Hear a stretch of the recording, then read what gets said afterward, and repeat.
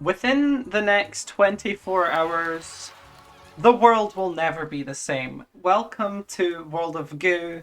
I am very happy, very happy to announce that World of Goo 2 is on the way. I mean, it's been on the way for ages, but World of Goo 2 comes out tomorrow, so it is perhaps the most on the way that it has ever been.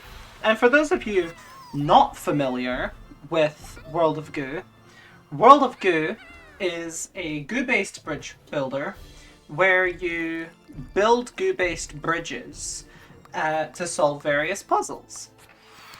At the end of each level, you get this little summary of how much Goo you collected, how long it took, and how many moves you did it in. There's an additional criteria for basically perfecting the level called Obsessive Completion Distinction. You get this little black flag that pops up if you do the OCD, Obsessive Completion Distinction. I will not be going for those on basically any of these levels, but it's very easy to get on the first one. Some of them, I mean, the game's most difficult challenges lie in the OCDs for the most part. Tower of Goo aside, we'll get to that one. But yeah, this is a fantastic little game.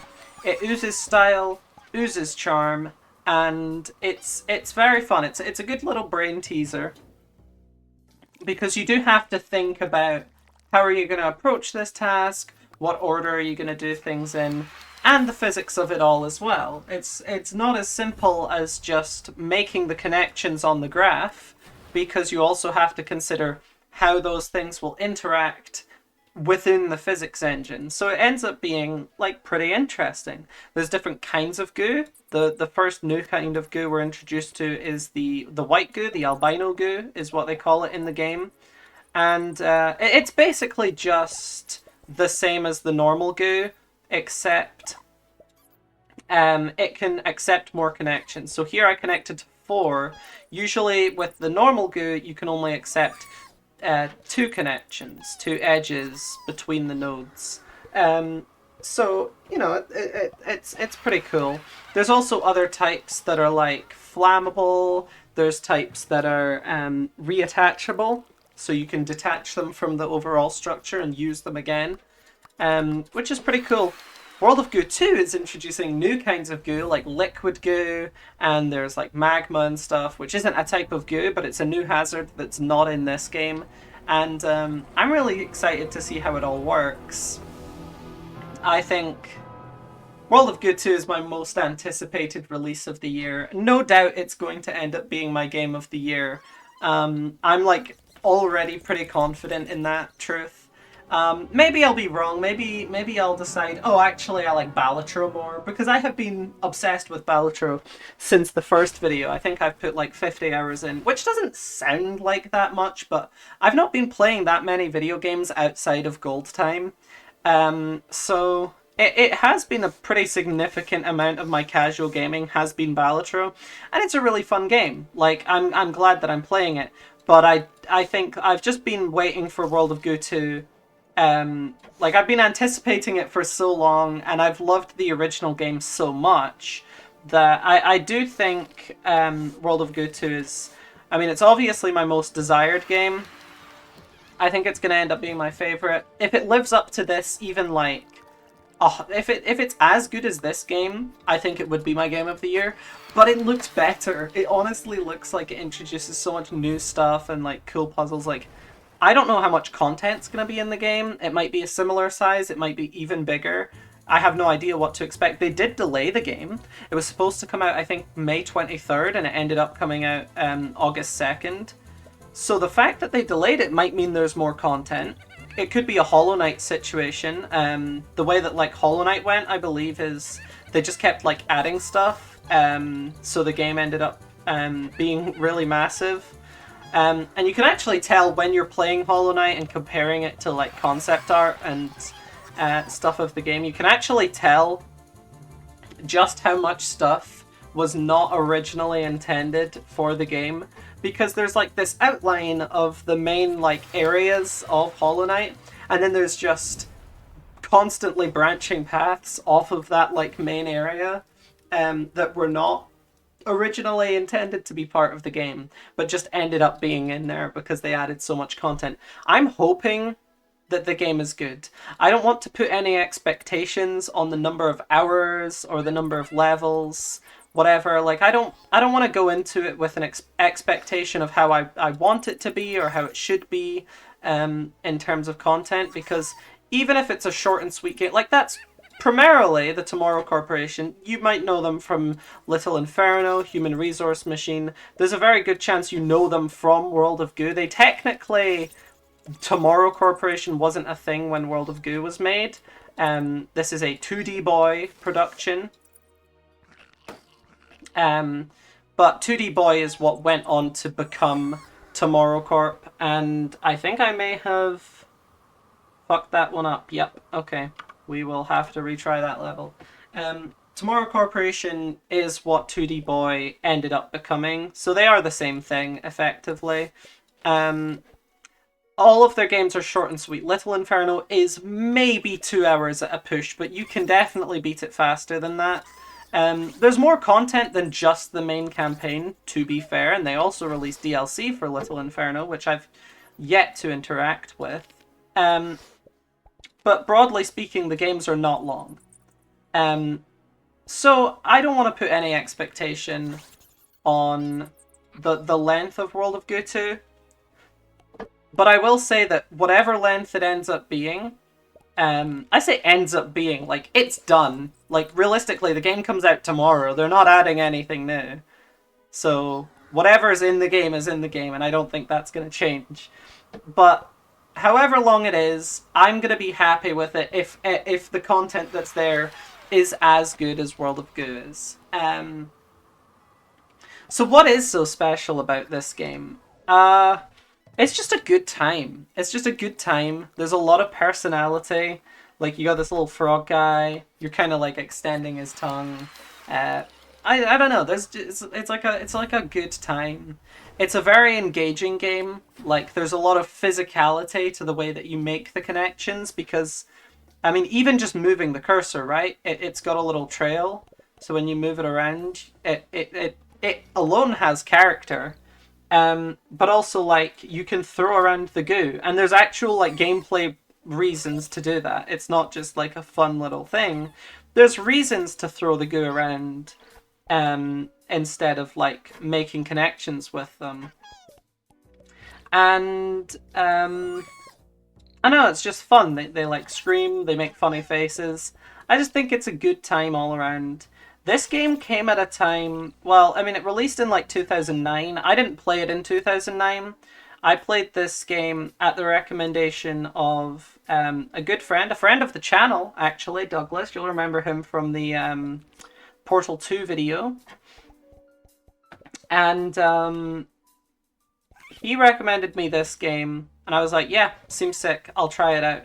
And it came at such an important time, because it was right around when I was, like, kind of getting stressed out with university stuff.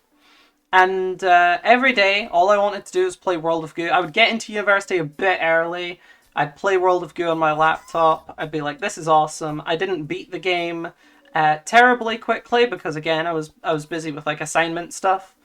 And I was like, this is awesome. Like, I want to keep playing this. So at the end of each day, that's what I was looking forward to doing, was playing World of Goo. And then, like, all my friends got into it. We ended up, like, talking about the game a lot, and just, like, it was a really good time for me.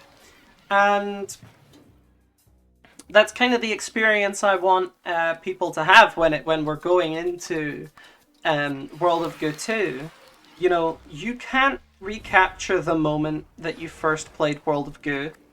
Because for many people, that moment will be on the Wii as a kid, because this game was a WiiWare game. It came out on PC first, I think, but it ended up being a WiiWare game. Which is kind of fun. I have played the Wii version.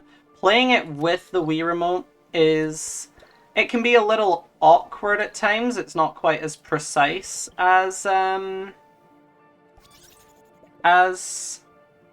mouse, like on a keyboard, but The mouse on a keyboard. I'm sure there are keyboards that have mice, but that's not what I was talking about. That's another thing, right? I don't know what's correct. I have heard people refer to multiple computer mice, like, as mouses, because, oh, mice is for the animal, but mouses is for the computer accessory. No idea if that's true. No idea if that's true. It could be. I wouldn't really know. I don't think it matters that much. Even if I was talking about mice, if I said mouses, you'd know what I meant. You might think it's a bit weird. That's not the typical plural for mouse.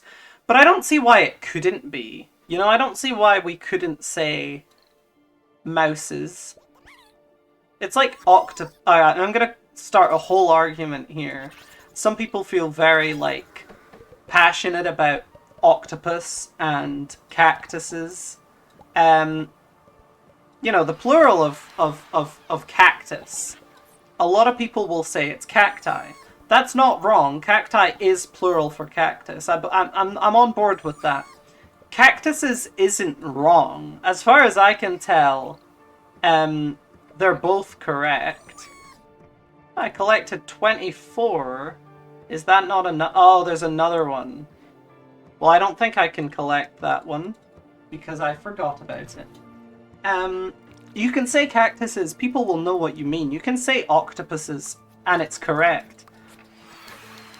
But the thing that kind of gets under my skin is people are like, oh, octopi is correct. You should say octopi. Octopi isn't wrong. Oh, what? Okay, something disconnected from my computer, I guess. Don't know what that was. Octopi isn't wrong, but, like, octopodes is... Apparently, according to Matthew Patrick, octopodes is apparently the correct, quote-unquote, plural for octopus. Are we gonna say that? Like, it doesn't feel like that's what we're gonna do.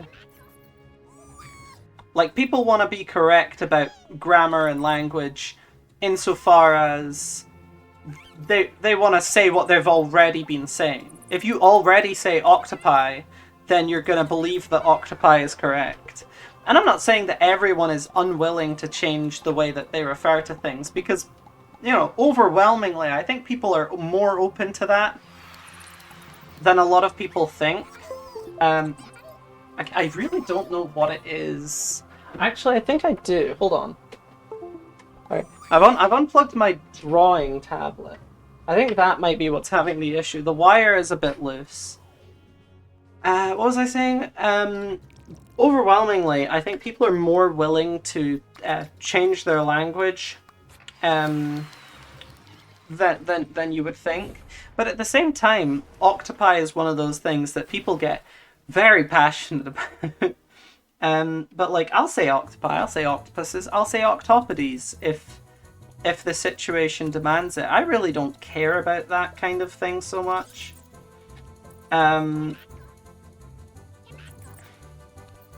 So this is Tower of Goo. This is the level that almost got me to quit World of Goo. This is a hard level. You've got to go very high. I think it's like 15 meters or something in total. You've got to go very high. You're like very like encouraged to do it quickly as well, because when you don't do it quickly, the tower falls over. You can support it to some extent, but remember, you've still got to collect 25 goo balls at the end of all of this. So you try to support it too much, and, you know, you run out of goo. And that has happened to me before. I've gotten to the top of Tower of Goo, and not had enough goo to finish. That almost pushed me over the edge. I almost said, you know what, fuck this game. I don't want to play it.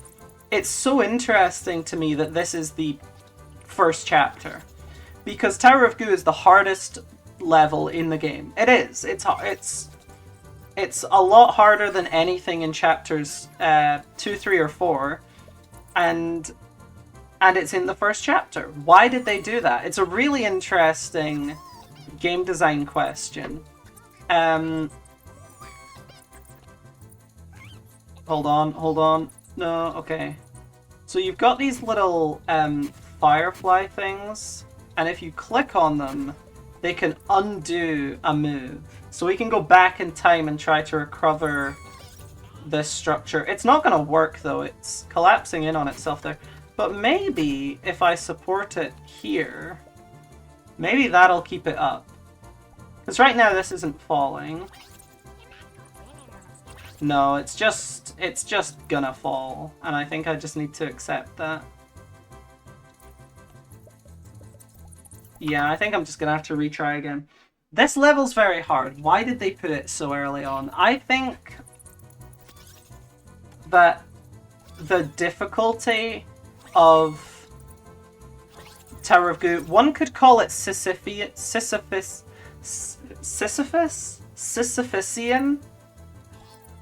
Yes, you could call it Sisyphusian. Sisyphusian? The guy with the boulder, you could call it that. You could liken it to that. I think that would be a bit extreme, but what I will say about Tower of Goo is Tower of Goo challenges you to learn the mechanics of placing goo and building structures quickly very early on. If you can conquer Tower of Goo, you've mastered basically all the bridge building skill, well, all of the tower building skills. Hold on, hold on, hold on, hold on, hold on. No, my god, oh my god, oh my god. I need to do this, I need to do this. I don't, no, hold on. Hold on, hold on, hold on, hold on. No, no way. No way. Oh my god. No! No, I can't recover it. I can't recover it. I'm so sad. I got so close. I'm not gonna recover from that. That was so tragic. I got so close. I was within 1 meter of the top there. You learn all of the tower building skills that you will need for the remainder of the game. This allows them to focus on the new mechanics that are introduced in later chapters. I think that's good game design, but they might have pushed it a bit too far. The thing with Tower of Goo is it will teach the player something about themselves, but it depends a lot on the result. Like, either way, you're going to learn something, but whether you're learning something about your ability to persevere and succeed, or your ability to, I guess, not persevere and fail, is going to be heavily dependent on your performance on the level. I very nearly, I got very frustrated. It took me longer than any other level. It took me a very long time to beat this level. Like a good half hour or something. Hopefully I don't have to go through that today. The thing is, you can skip the level. You can skip any level. I think you can skip up to 3 per chapter. But I thought, you know, if I'm skipping this early into the game, maybe the game isn't for me. You know, maybe I'm not up to the challenge of World of Goo. You want to, you know, build up early on, make a big old structure that's going to support the weight of it.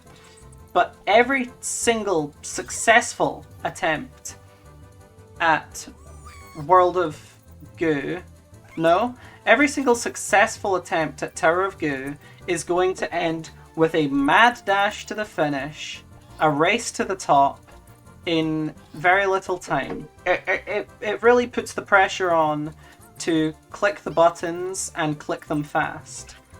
So, you know, you can build up all the support you want, you can build it all the way up, but at the end of the day, every tower ends the same, and it ends like this, right? Like, that's how it ends. I'm going to use the time bugs to try and recover this a little bit. But it is tough. Let's go, let's go, let's go. I got it, I got it, I got it. Okay. Tower of Goo conquered. Tower of Goo conquered. No! My hubris. My hubris. Okay. We gotta maintain. We gotta maintain. So one thing you can do, and this is never explained in the game, it's just something you gotta pick up on. It's pretty common in speedruns.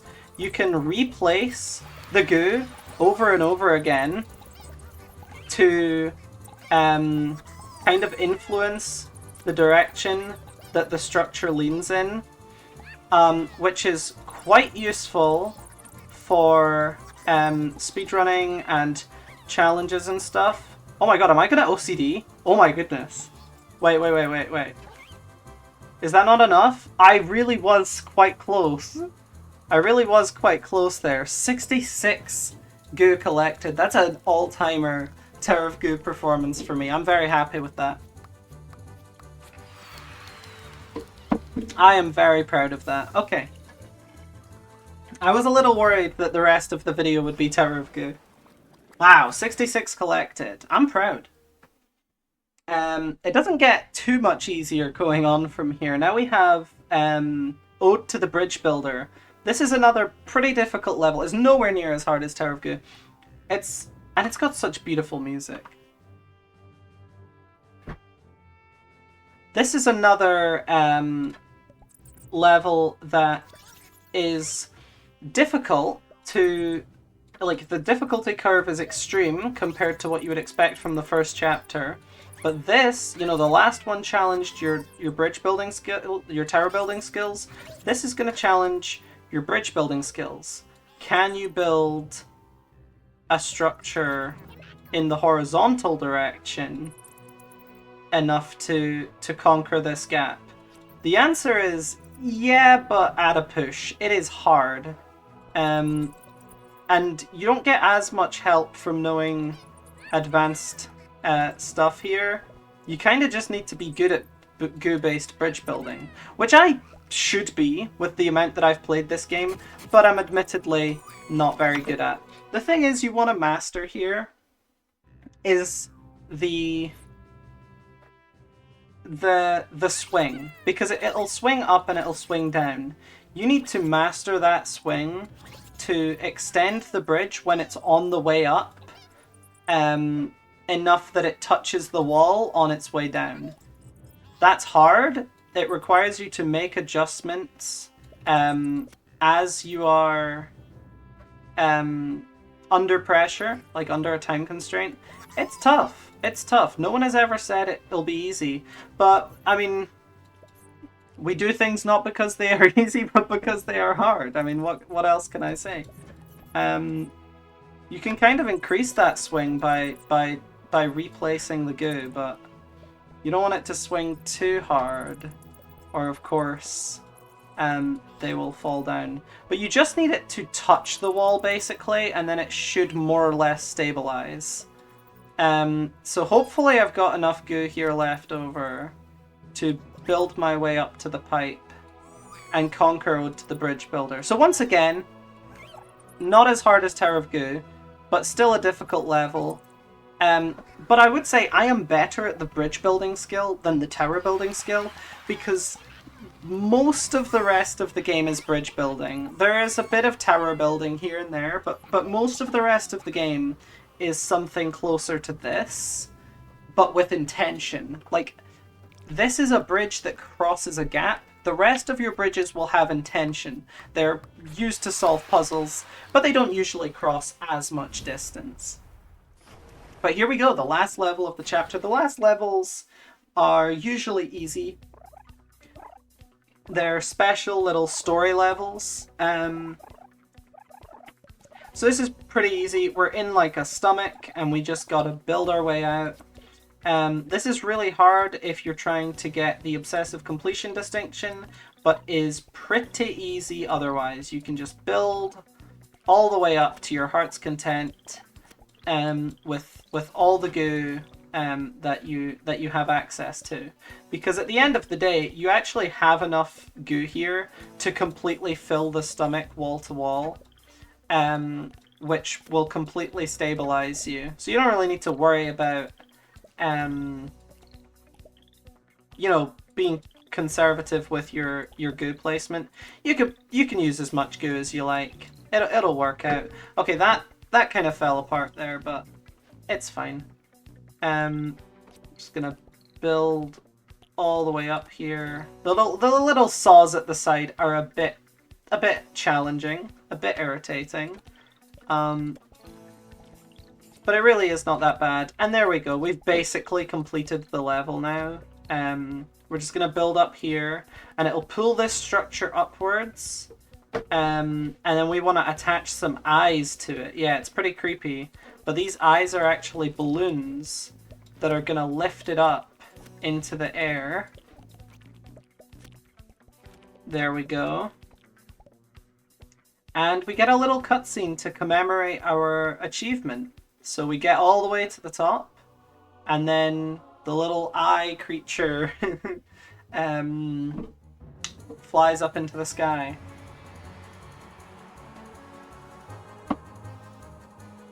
Now that very well could be the conclusion to the game. I just beat it in 26 minutes, the first chapter, but it could easily take you over an hour on a first playthrough, because Tower of Goo is very challenging.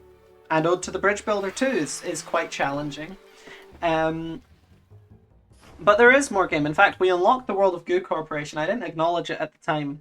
Within the World of Goo Corporation, you basically, all the goo balls you've collected throughout the game, you can build with them. I've never been that into this aspect of the game, but I do think it's cool. It's just like not really for me. It's kind of sandboxy, but there's not really anything to do there other than build. But here we go, Chapter 2. Welcome back. Oh, this is a fun level. So we're introduced to a new kind of goo here. It's these little water goos. They're little drops of water, and you basically can only go down with them. They only accept one connection, so they will always get dragged down.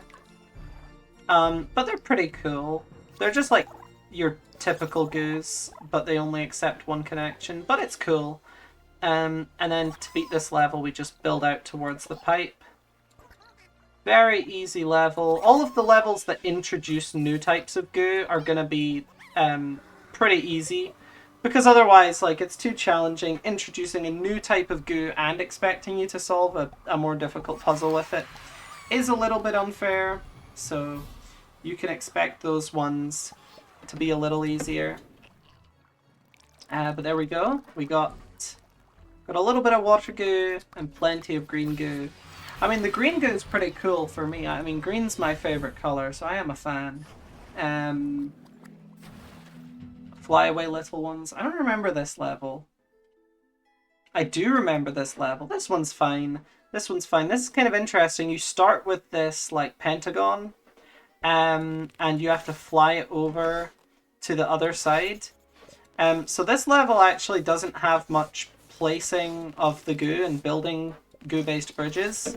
You kind of just use the balloons to navigate, which I like. It's kind of creative in the way that it, you know, it's different from a typical level because you're not making a goo-based bridge, but yeah, it's pretty cool. So then you just fly this over here, pick up all of the goo that you want, and we're going to navigate it over to this here pipe. And so you actually will want to build a little bit with the water droplets to create a connection to the pipe. But we are just going to try and hover slightly above the pipe, basically, as we do so. So yeah, now we're weighing it down enough with just the ones we have. So hopefully that should go into the pipe. Yep, it's almost there. Okay. Yeah, perfect. We completed that one just fine. It can be a little finicky trying to fly it around, but it's chill. God, I went to my first Magic the Gathering draft on yesterday. Last night, I went to my first Magic the Gathering draft. It didn't go quite as well for me as the pre-release. I was a lot more proud of my pre-release deck than of my draft deck. But drafting is harder. In my opinion, having only been to one draft and one pre-release, drafting is harder. Both are very fun, and I like the kind of skill aspect to picking your cards in a draft. Like, I find that quite engaging. I'm just not there yet. Like, I don't have the skill. So I'm looking forward to future drafts, because I've kind of realized one of the things I did wrong very early on in the draft was I wasn't referencing the cards I had already picked as much as I should have been. So I ended up with a lot of high mana cost cards that didn't really serve me early on. So I did end up winning a set. I ended up winning a set which was basically both games I won, I managed to survive long enough to get my big creatures out.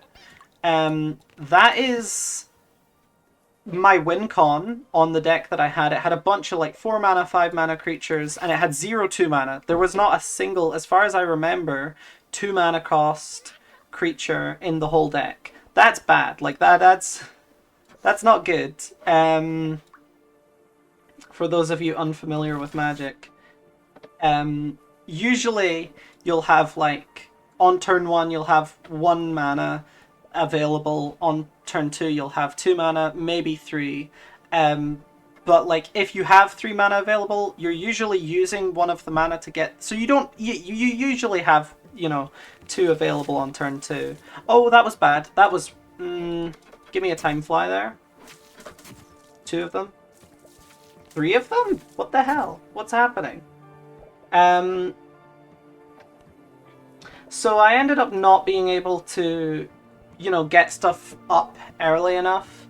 But on the games that I won, it was games where I managed, like my opponent also didn't manage to. So I was able to live long enough to get my own stuff online.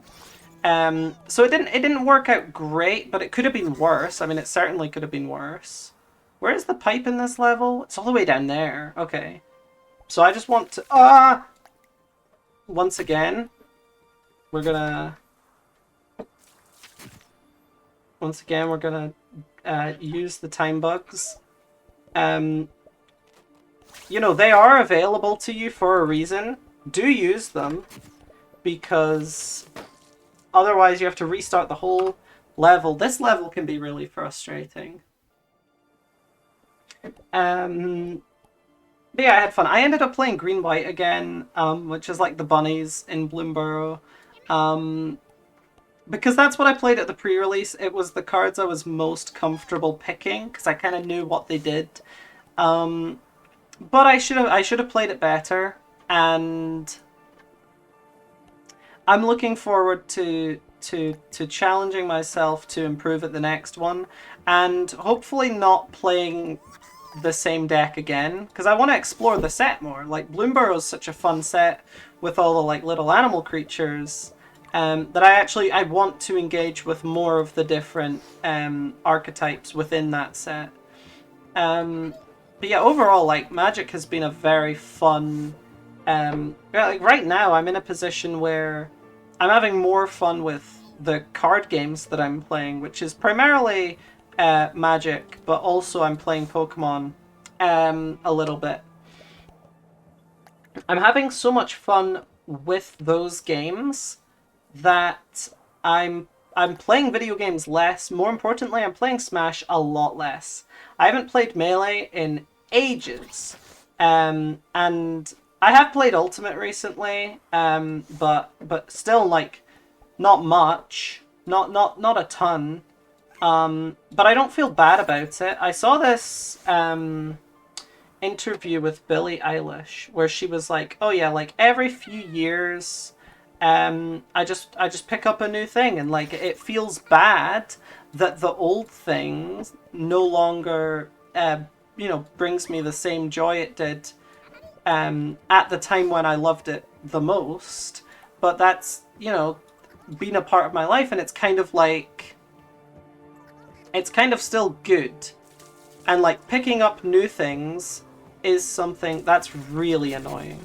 Picking up new things is something that humans do. Like we forever grow and change, but it's also kind of a good thing because we get to experience more things that way.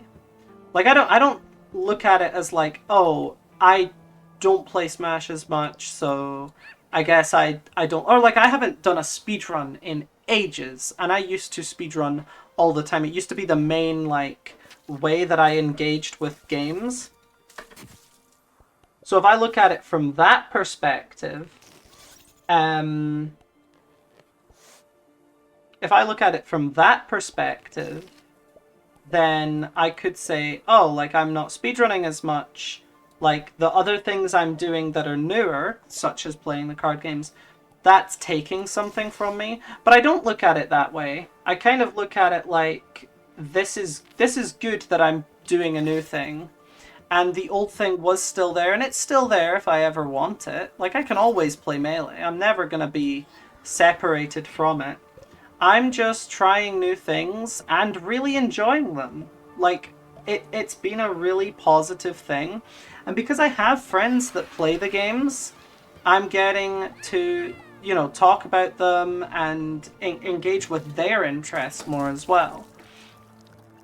But the amount of fun that I'm having playing, not just like the card games, but just like tabletop games in general. I went to the board game club thing at my university. I had a grand old time. It was really fun. Just trying that new thing has given me like 10x the satisfaction and enjoyment that I would have in a typical afternoon playing Melee. Which is like, it's not to say that I've gone off of it. It's still my favorite game of all time. And I would still love to play. I think part of the reason is that at the moment, I don't have as many people to play Melee with. I never was big on online Melee. And the people that I usually play Melee with, not currently around to play it with me, right? So like part of the reason is that. But I do think that there's a recency bias. There's like, it's a new thing. I'm learning a new thing. It's all brand new to me. It all seems magical. It's not. It's just a game. It's just a game. It's a fun game. But the perception that it's, you know, a million times better than the stuff I was already into, that's obviously like just my perspective as being new to Magic, being new to the Pokemon trading card game. And for as fun as I find it, there's, you know, there's room for both things in my life. So I'm just kind of around for the ride. I'm like enjoying it, and I'm just not gonna worry about like the other stuff. Like I'll still play Smash and I'll still play the card games, and it can just be a thing that coexists. And I'm glad that I can kind of reconcile that, because in the past, when I've like kind of fallen out of my special interests, in the past when I've kind of, you know, fallen out from that, it has affected me in a way where I've thought like, I wish I still had the same passion and enthusiasm for this as I had at the time when I was introduced to it. When I first started listening to Baby Metal, for example, hugely into that band. I mean, just like, you know, huge fan. And, you know, I'm still a fan. Still a big fan of Baby Metal. And when they made their return for the other one, I was a huge fan of that as well. But there was a time during basically the seal, but also just like that general period of inactivity around 2020 and forward. There was a time where I didn't listen to them as much, didn't like follow them as much. Not that there was much to follow, mind. And that kind of made me think, like, why don't I care about this as much as I did But it's because I came, like, I was introduced to newer things, and, you know, for the time when I was listening to those things, engaging with those things, those were magical to me as well, and I think it's a good thing, like, overall, to to to have, you know, the various interests, and to not get caught up in, this is my thing, I must do this forever. Because at the end of the day, like, my perspective on it is like, if I don't want to necessarily do the thing that I always do right now, but maybe in the future I want to go back to it, I can always go back to it. It's always going to be there. There are some things that are temporary, and you can never capture the moment. You know, when I first started playing Melee in, like, 2016, I went on Slippy on what's it called, Anther's Ladder, and I started, like, playing friendlies with people and stuff like that. Like, when I got to that um point, this is a really fun level once you know the speedrun strat. So you can place the goo inside of the thing, and it'll, like, well, it'll push it in that direction. So the thing that you can do is, you don't even need to. So what you're meant to do is kind of build a bridge up, but you don't even need to do that. You can just click repeatedly to push the big goo upwards, and it's actually way faster. It's not way easier. I will say I'm struggling to pull it off now, even though I was perfectly capable of it in the past. Wow, that is hard. Hold on, I'm gonna try and do it. I'm gonna, like, jitter click and hope for the best. Um, so yeah, we'll pop you up and then just... Oh, very close. So you gotta keep it in the, like, middle, because if it goes off the side, then you've basically just got to restart. Oh. See, this is the problem. If you keep building off of the goo, then of course you can't really do it. You've got to launch the goo up, and then keep clicking, keep clicking. Yup, there we go. And that covers it all. It'll all go all the way back down, and then we just gotta, I guess,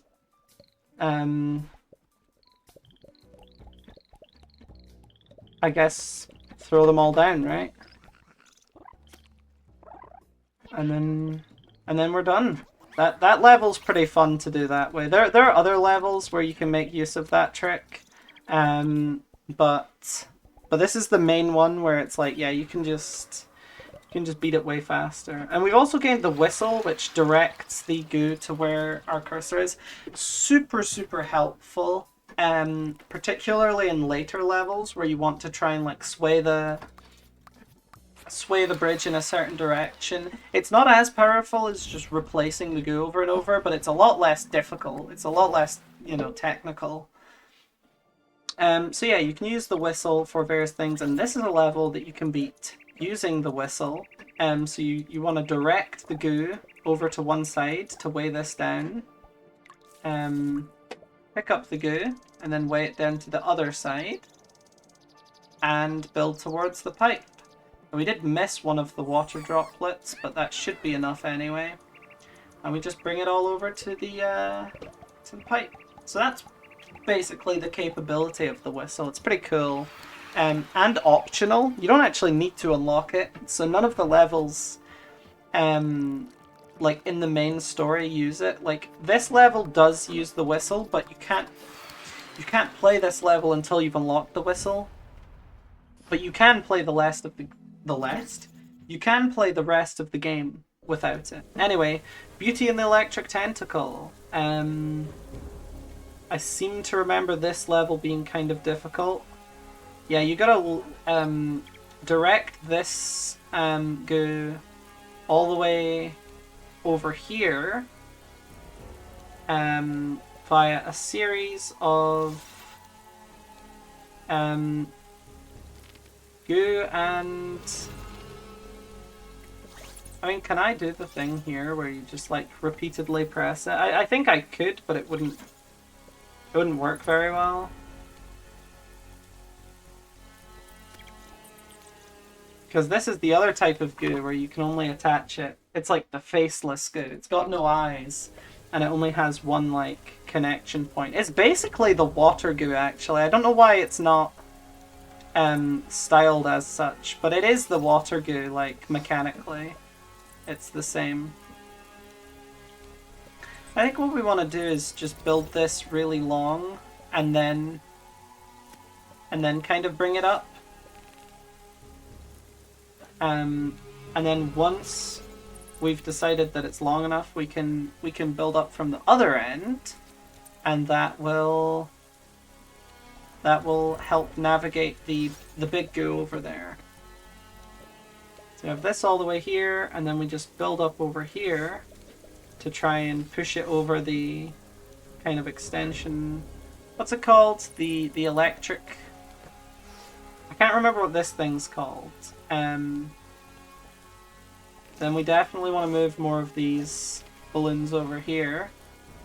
Otherwise, stuff will start to fall apart. Let's build more downwards. Okay, that is going to touch the ground, so that should provide a pretty good base. And then I think we just do this. I think we just lift it up and provide a little... Gonna roll all the way down. It should be fine. Okay, it's falling, it's falling, it's falling. More balloons, please. More balloons, more balloons, more balloons. More... Hold on. We're gonna go back. As far as we can, we're gonna go back. Okay. We want to make sure we're still supporting it as much as possible. This is the finicky part about it, is just getting it onto... Oh, we're so close. Yep, there we go. Yeah, another level where it's like primarily you're using the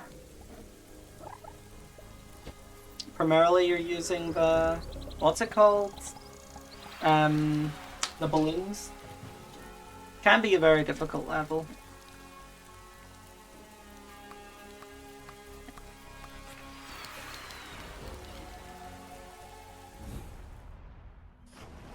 And we got the penultimate, it's not the last level, but we've got the penultimate level of Chapter 2 here. This is a fun one.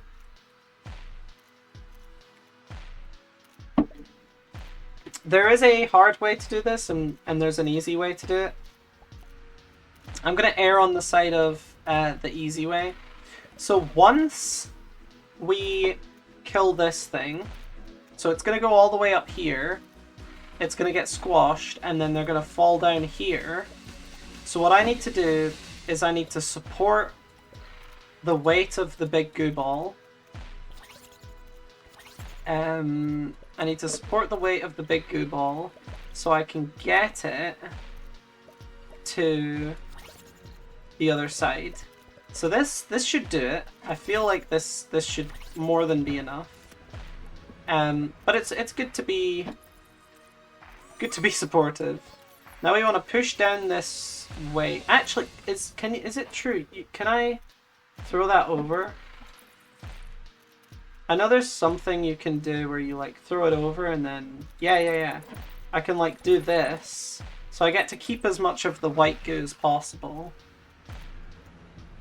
Yeah. That's what I meant to do. And now I can build up using the white goo. So I can keep as much green goo as possible, basically, is the goal here. You do need to, be careful. But yeah, that makes the level a bit easier. Because what you're normally meant to do... Oh, pardon. Come on. Okay, perfect. No, not perfect.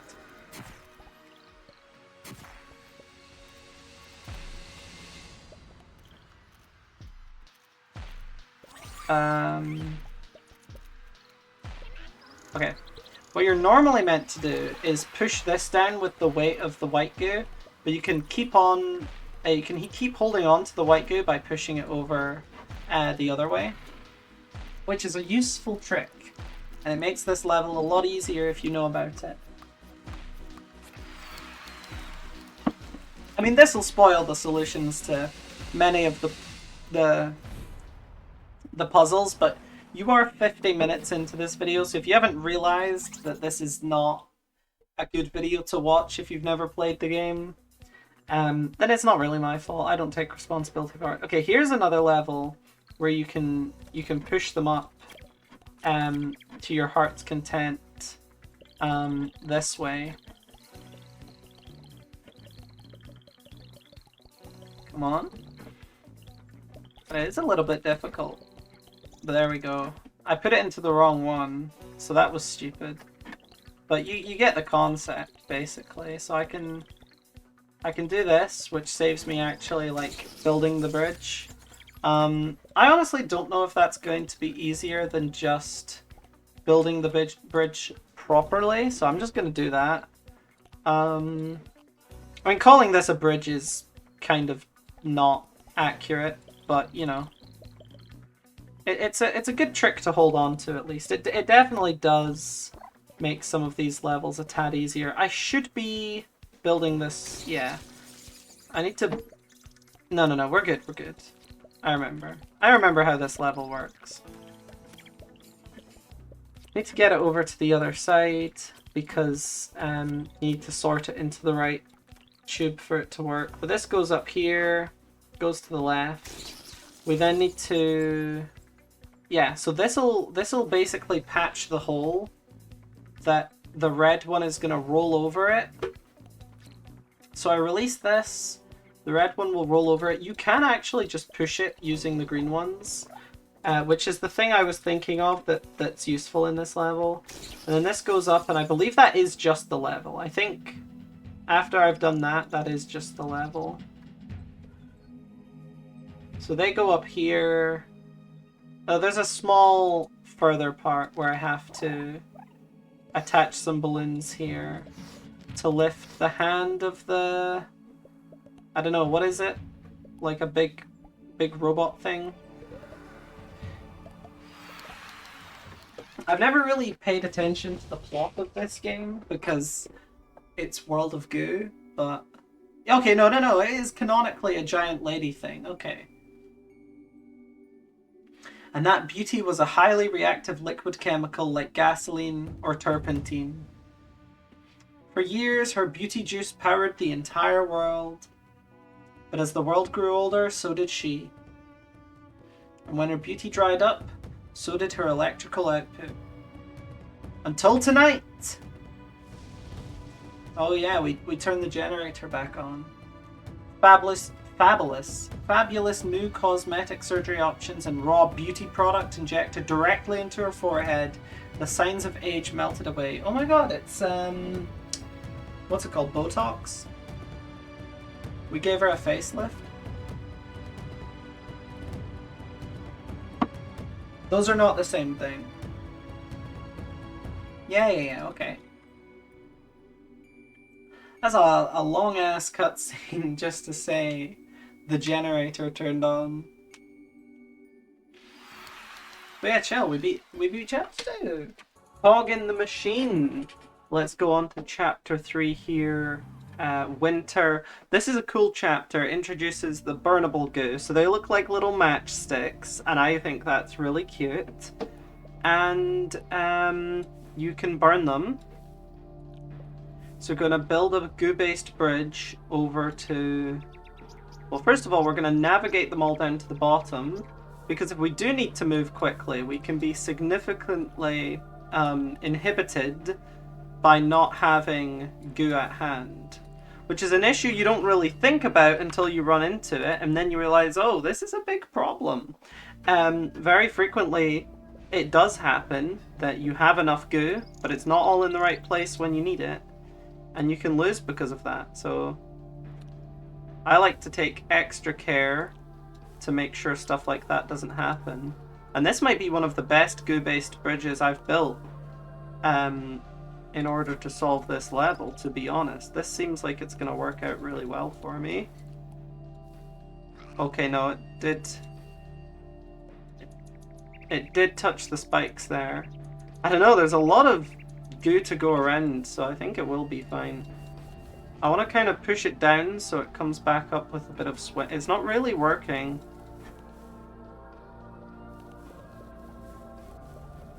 Okay. It is tough. Like this is not a... It's weird because, like, the level is... On new mechanics, it's not it's not particularly challenging on new mechanics, but building this goo-based bridge over to the fire, obviously that doesn't make use of any new mechanics, it's just making a goo-based bridge, which is the whole game. But it is a pretty challenging bridge to build. I'm very tempted to kind of go along the top here, but it doesn't seem to work too well when I've done that in the past. And looking at it now, that's just going to be weighed down quite significantly. But I only need to start the fire. Well, it needs to get far enough, obviously, to make it to... There we go. Okay, perfect, perfect.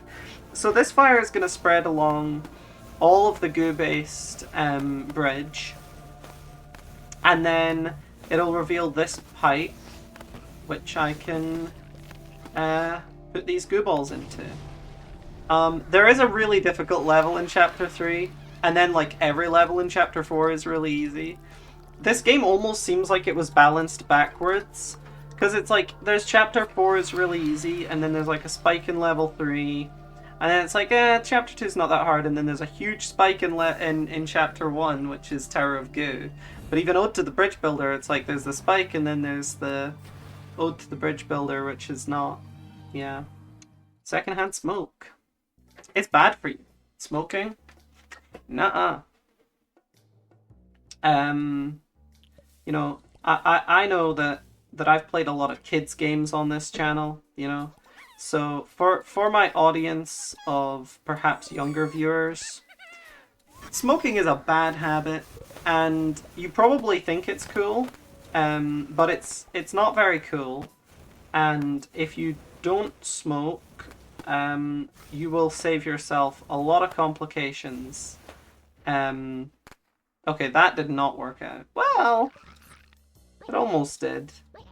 I just don't have an edge to stick those two onto. Yeah, okay, I guess we can just work it kind of naturally here. We'll just do it on both sides. I was kind of trying to do it quickly by only building one side up, but then I realize if it's not equal, then it's unequal. You know what I mean? If it's not equal, then it's unequal. But yeah, secondhand smoke is bad, and it makes your room smelly. If you ever go into like a house that belongs to or used to belong to a smoker, very frequently it'll smell bad. It's not highly desirable. Yellow walls, it yellows things. White things are not safe in the house of a smoker. Yeah. That's not really what the level's about. Z product! This is my favorite part of the game. The sign says Z product or Z product. In European places it says Z product. But throughout the rest of the game it is refused to as product Z. So it's called Z product here, but the rest of the game calls it product Z. Which means it's wrong. It's erroneously spelled as Z product, which I find particularly appealing because that's what's on the fandom wiki for this game. On the fandom wiki it says, Product Z, erroneously spelled as Z product in a cutscene. I find that to be a very funny sentence. Get in. Go. Go, go, go, go, go. You're awake. Get on. Yeah, I just think it's funny. It's not that special. I will say, the product Z is like a really good bit. What happens is, like, you go, they unlock the third dimension basically. Let's do Misty's Long Bony Road, a love story. That doesn't sound provocative at all, I don't think. Oh yes, this is a new kind of goo too. They can't die. Or they're already dead? I don't really know. Can the undead die? It's a question we've been asking for. I didn't even notice that you can see Fisty in the background. I didn't even notice that until right now. Huh, that's really cute actually. I really like that. Okay.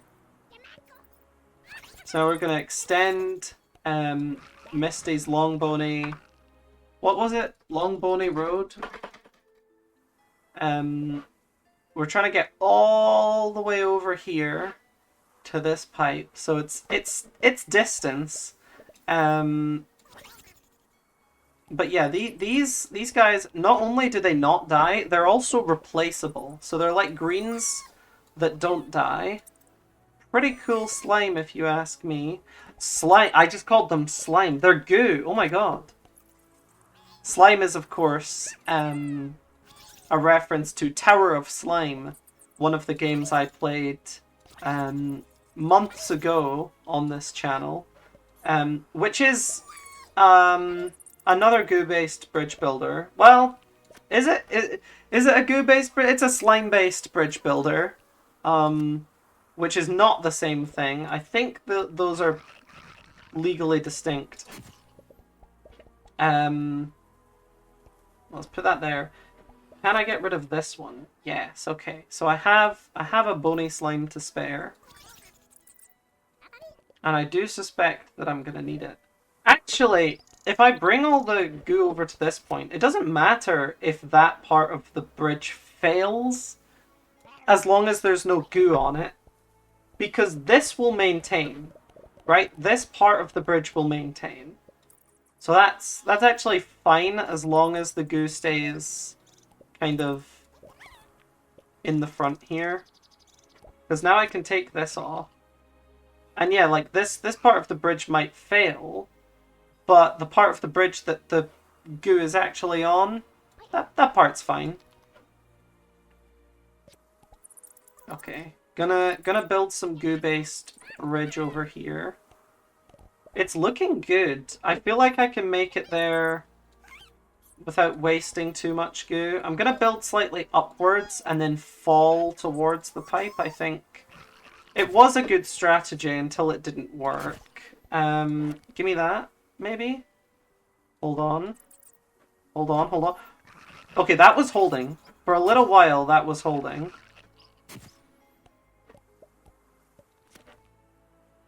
Okay, I'm just going to put that there. That'll weigh it down, but it'll give it some much needed support. And then, boom, we're in the pipe. It's not too tricky of a level, but you need to kind of be careful with your placements. I really respect the time bugs, because you might think like the little bugs that undo a move, you might see like, oh, that's kind of like hand-holdy, like it's not that hard anyway, like why would they give you that? You know, why is that given? Oh, this is the hard level I was talking about. Yeah. Yeah, this is a tricky level. You gotta do this in stages. So what you gotta do, because if I just, so what I could do is I could move this green, right? And I could let this go. But if I do that, then this thing falls all the way down. So what I need to do is extend the green by doing this.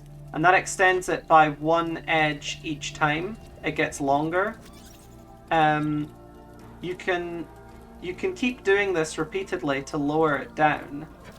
So I can do that, and then I can do this, and I can keep. Oh, I didn't mean to. So that's what happens when you don't do it right. Luckily, we have these little bugs. I think the bugs are good. Like they technically make the game easier, but they respect your time, right? They allow you to make mistakes without just like, oh, you have to reset now. Do the same thing over again without making the mistake. I feel like that would not be as respectful of my time. And I value my time, particularly with video games. Like, I don't want a video game that's going to waste my time. That's kind of frustrating to me, at least. So now this explodes. Boosh. And we gotta build over here. It's tough. It is tough. Like, you've got to build a bridge with goo. You've got to build a goo-based bridge. I'm gonna start by using all the green because... well, I don't know why, because the green's replaceable, so... but I'm never gonna replace it if it's right at the start. I don't know, I just figured I'd make good use of it while it's there. These walls look weak. Oh yeah, the walls that are gone, yes. So that was the sign painter. The sign painter I haven't really talked about. The sign painter is like one of the only characters in this game. This game doesn't really have characters as such. Named ones at least. There's not many. There's like the sign painter and there's Mom, and I think that might be it. There were of course some like characters we saw in the Product Z cutscene. Oh yeah, see, this is what I forgot about, is that it will get weighed down. I did kind of forget about that. We're gonna build up a little bit here to try and stop it from like sliding off. But it's easier said than done, let's just say. But they're not named characters. Like, I wouldn't really call them characters in the same way that the sign painter is, and like you know, various characters from different Tomorrow Corp things. Yeah, see, this is bad. I need to weigh this down.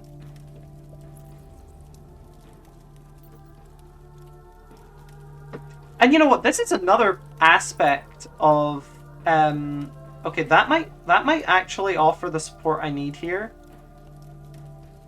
Because it's up against the wall, right? This might be fine. This might be fine. It's not fine. I'm just gonna retry. This is the other thing about World of Goo here, is I've played this game before. I'm still not able to just solve every puzzle first try. Despite the fact that I know more or less the solution to this level, I still need to execute on that solution. And yeah, you could memorize some, like, bridge, like, you know, you could probably do a step-by-step bridge that would work every time, assuming you do it quickly enough. But without making, like, special effort, you can kind of, a lot of the levels at least, not all of them, you can kind of re-experience them from a new lens by replaying them, because you're not going to come up with the precise bridge that you did the first time. You might come up with the same solution. There's not many ways to solve this. You just build a bridge. But it's not going to be precisely the same bridge that I built the first time that I solved this level. Oh, I might make it along here. Hold on. Getting kind of nervous. Yeah, why is that falling? I don't understand. Maybe if I bring them all over here so they're not weighing it down as much. See, that seems to have made a difference there. Oh my god. Please don't pop. Please, no, no, no, no, no, no, no, no. Please. Goodness. That was one of my fastest completions. Unironically, that took 2 tries.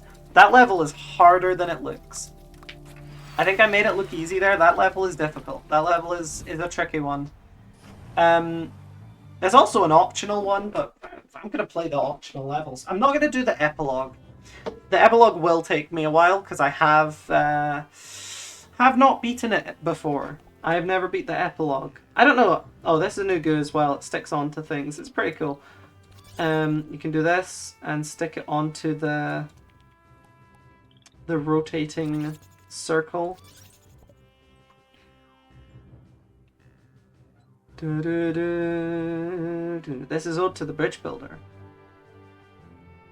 Perfect. And then we stick it onto the next one.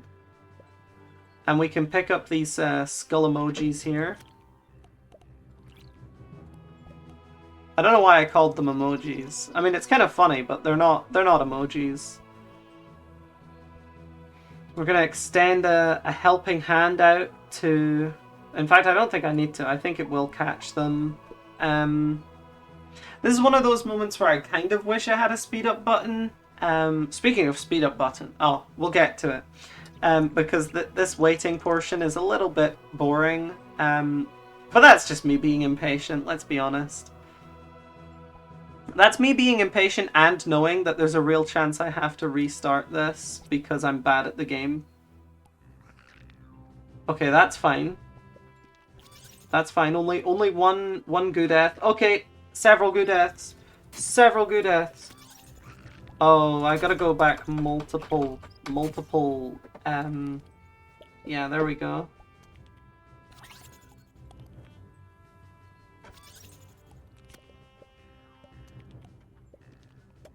Oh my goodness, this is so scary. Okay. I think I did it. I think I solved that level pretty cleanly there. That one's not too difficult. It's kind of like, if you mess it up, it's bad, because you've got to go all the way back to the start, and it does take a while to... And it does take a while to play through it, but it's not bad. Not a bad level.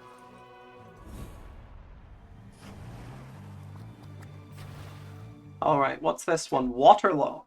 Urethra. I don't... Oh, this level, yeah. I always forget that water's a mechanic until I play on a level that has it. So what we're going to do is we're going to stick to the top.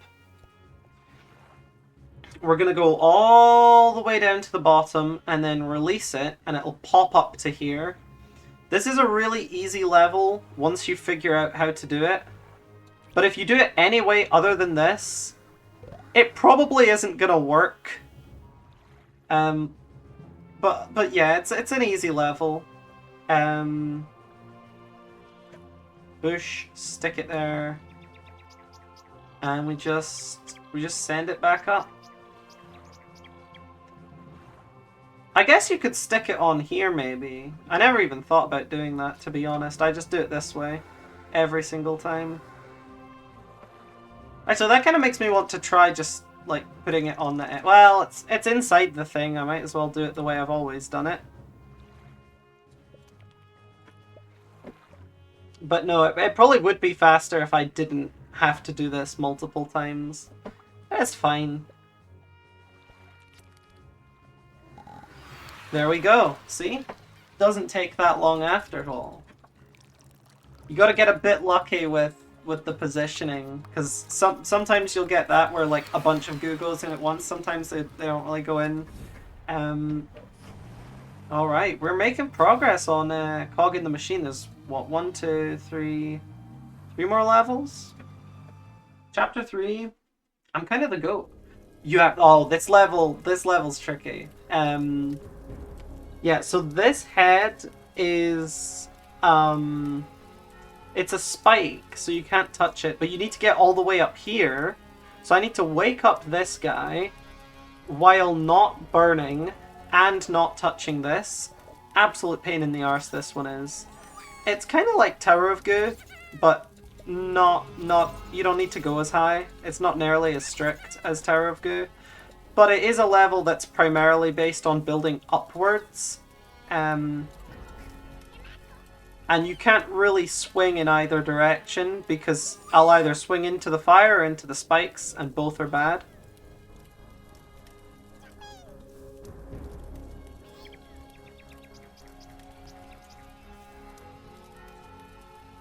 Fire and Spikes.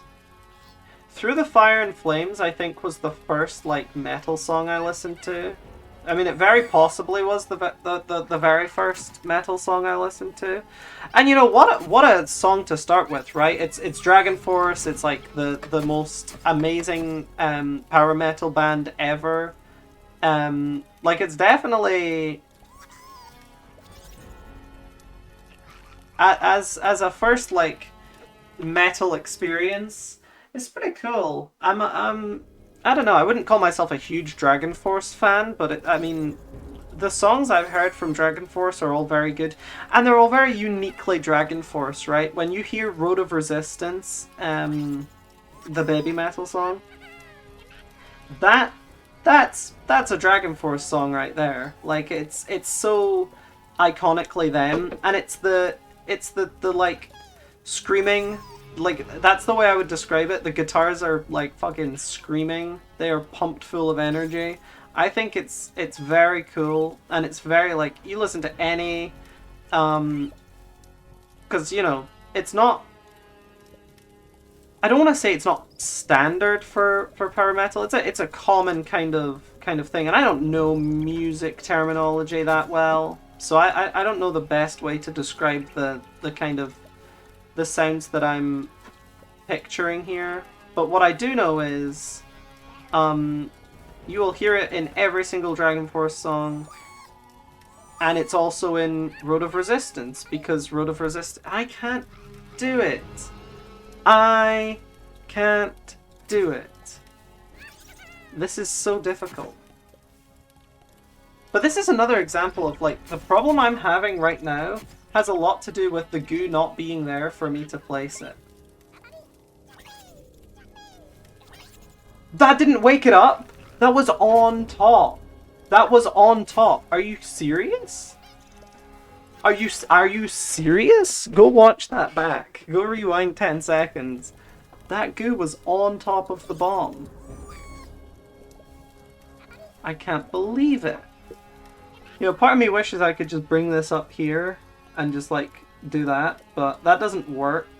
Because the green goo is asleep, like, you can put it there, but it doesn't wake it up. But that would make the level tremendously easier.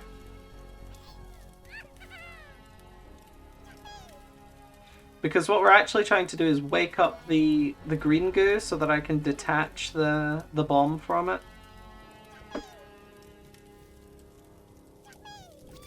And then we have to have enough goo left over to ignite the bomb. But don't even get me started on that, because I've failed that several times. So yeah, I mean, this is a level where the whistle really does come in handy. No! I'm so annoyed. Just one of those levels. Let's try going lefty. Let's try going southpaw here. I feel like there's an angle. I feel like I can do it this way. Not that I couldn't do it the other way, but, you know.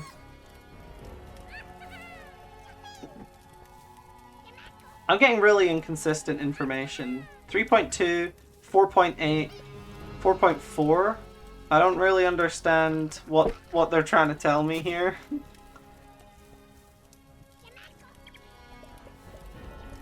I guess it's distance to the pipe, right? Because the pipe's in the middle. I am actually going away from the pipe. Yeah, no, that makes sense. I don't really think about it as much. I don't remember the meters to go thing popping up so much, like, outside of the, like, Tower of Goo level. I think it's just, like, very prominent in that level, because as soon as it gets to, like, 2 meters to go, I'm like, oh, this is the final push.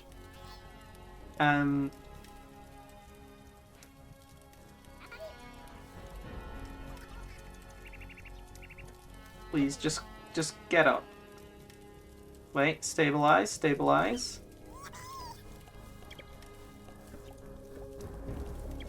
I'm so annoyed. There's not enough goo. Like, there's so much goo, but none of it is where I need it to be.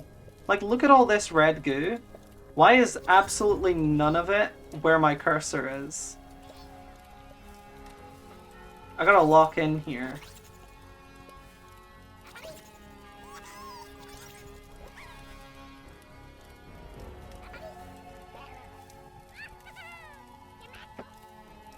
But yeah, like, look at this. This is, like, the most difficult level in Chapter 3, probably. A level that I kind of forgot about when I was talking about difficult levels in Chapter 3. But, like, if this is the most difficult level in Chapter 3, do you think it's harder than Tower of Goo? Because I certainly don't. I don't think this is harder than Tower of Goo. Which means one of the game's hardest levels, in my opinion, the hardest level, is in the first chapter. It's still so interesting to me. I know I shouldn't harp on it too much. But, like, it is... It's a unique choice for sure. And I wonder if we'll see something like that in World of Goo 2. Like, there has to be a Tower of Goo 2. I think the level is too iconic to not have that. Like, I think we're owed it as fans of the game to torture ourselves with another Tower of Goo. But, like, will it be in the first chapter? Are we getting Ode to the Bridge Builder too? The song is still in the game. I just can't wait. I'm just so excited for this game. I'm kind of torn though, because if it comes out like midnight my time, right? I'm not going to record a video at midnight, but I might still play it. And I don't want to spoil the game for myself if I'm going to play it on gold. But maybe I'll just play it on gold as like a... Here's a cool thing. Now you go play it, you know? Okay. I'm playing an awful lot of the first game. But the first game's been out for 15 years. And it's interesting because many of the people that are going to buy World of Goo 2 or have already like pre-ordered it or whatever, many of those people will have played the first game. You know, they'll have waited 15 years for this sequel. I feel very lucky to be in a position where I didn't have to wait. I did have to wait, but I played this game for the first time like I think last year, or maybe even this year. I don't remember. It must have been last year. So I played this game for the first time last year, and I've not really been waiting that long for a sequel because I'm pretty new to the game as a whole. The people who played this back when it came out, you know, they've been waiting potentially, if they were that into it, for a sequel for 15 years. Which means it's an amazing thing that it got a sequel, because all the people that were waiting for it probably didn't expect it to happen after a certain point. You know, it's like, oh, they release, you know, Human Resource Machine. It's like, oh, I hope that their next project will be World of Goo 2, and then they release Little Inferno, and you're like, oh, well, I hope they do World of Goo 2, and then it's 7 billion humans, and it's like, I don't think we're getting the game anymore. You know? I'm so mad. I keep getting so close. Like, the sway of the tower is a big deal here, and it's really bothering me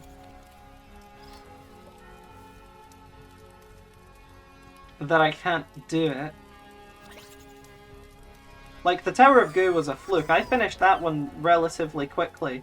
If I take longer on this, it's gonna look like I was chatting so much shit by saying that Tower of Goo is the hardest level.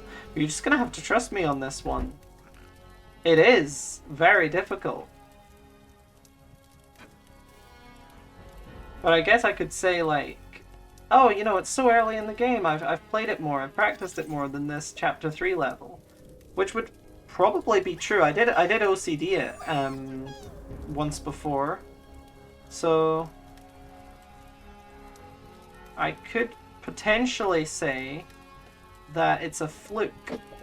Okay, get all the goo up here. But like, I wish I could keep it here, you know, because it keeps going down again, which this doesn't serve me very much.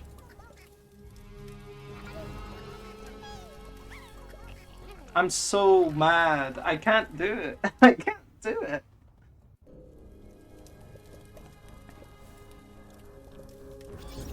I'm just gonna have to power through here. But these are the times that like really challenge you, right? And like, I think this is why World of Goo is such an influential game. When people play it, they don't feel the same after. And it's because it forces you to learn about yourself. You know, I'm gonna beat this level. I'm gonna persevere. I'm gonna beat this level. But the game's making me do it. You know, there's games that interact with your mind, and there's games that interact with your heart, and I think World of Goo is in both, but it's firmly in the heart camp. Because I've engaged my mind, solved this level, now it's all heart. You know, now it's all can I do it? And the thing is, you want to build up a big base for the tower to sit on, but you don't even have room because there's fire here, there's spikes here. This spike could probably hit that, but I'm just going to keep building anyway. We're built up too wide here. And again, you don't want to run out of goo. You still need to beat the level after the fact. You know, after you've built the tower, there's still a level to beat. It's tough out here. It really is tough. I mean, that was my best attempt yet, though. Oh, I woke it up! I woke it up! I woke it up! I woke it up! Oh my goodness. Check this out. Bomb. It's now stuck to that guy. I don't think that's exactly what I want. I want it stuck to this guy and to the structure. Now we just light it on fire. Level solved. Why is it not on fire? There we go. Level solved. Well, not actually. There's more to it than that, because we also need to build up to the pipe. But level is more or less solved, because I have plenty of goo left over to get to the pipe. What a carry on! What a carry on that level was. But you see the portion of it that's the most significant, like the biggest, is the tower. The rest of it is not so bad.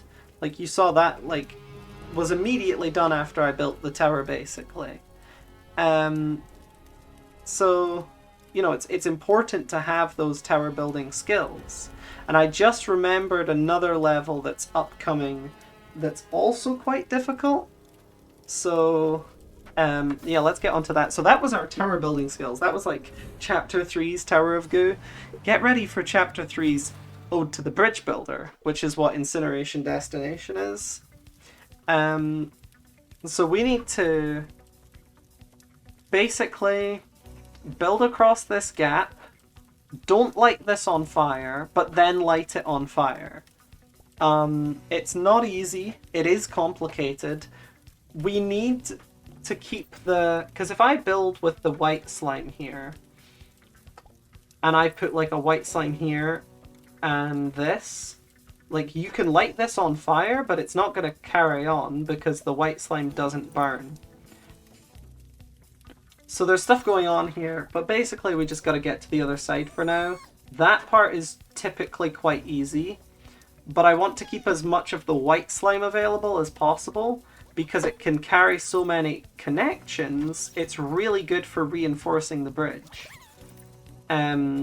which is nice. Oh my goodness.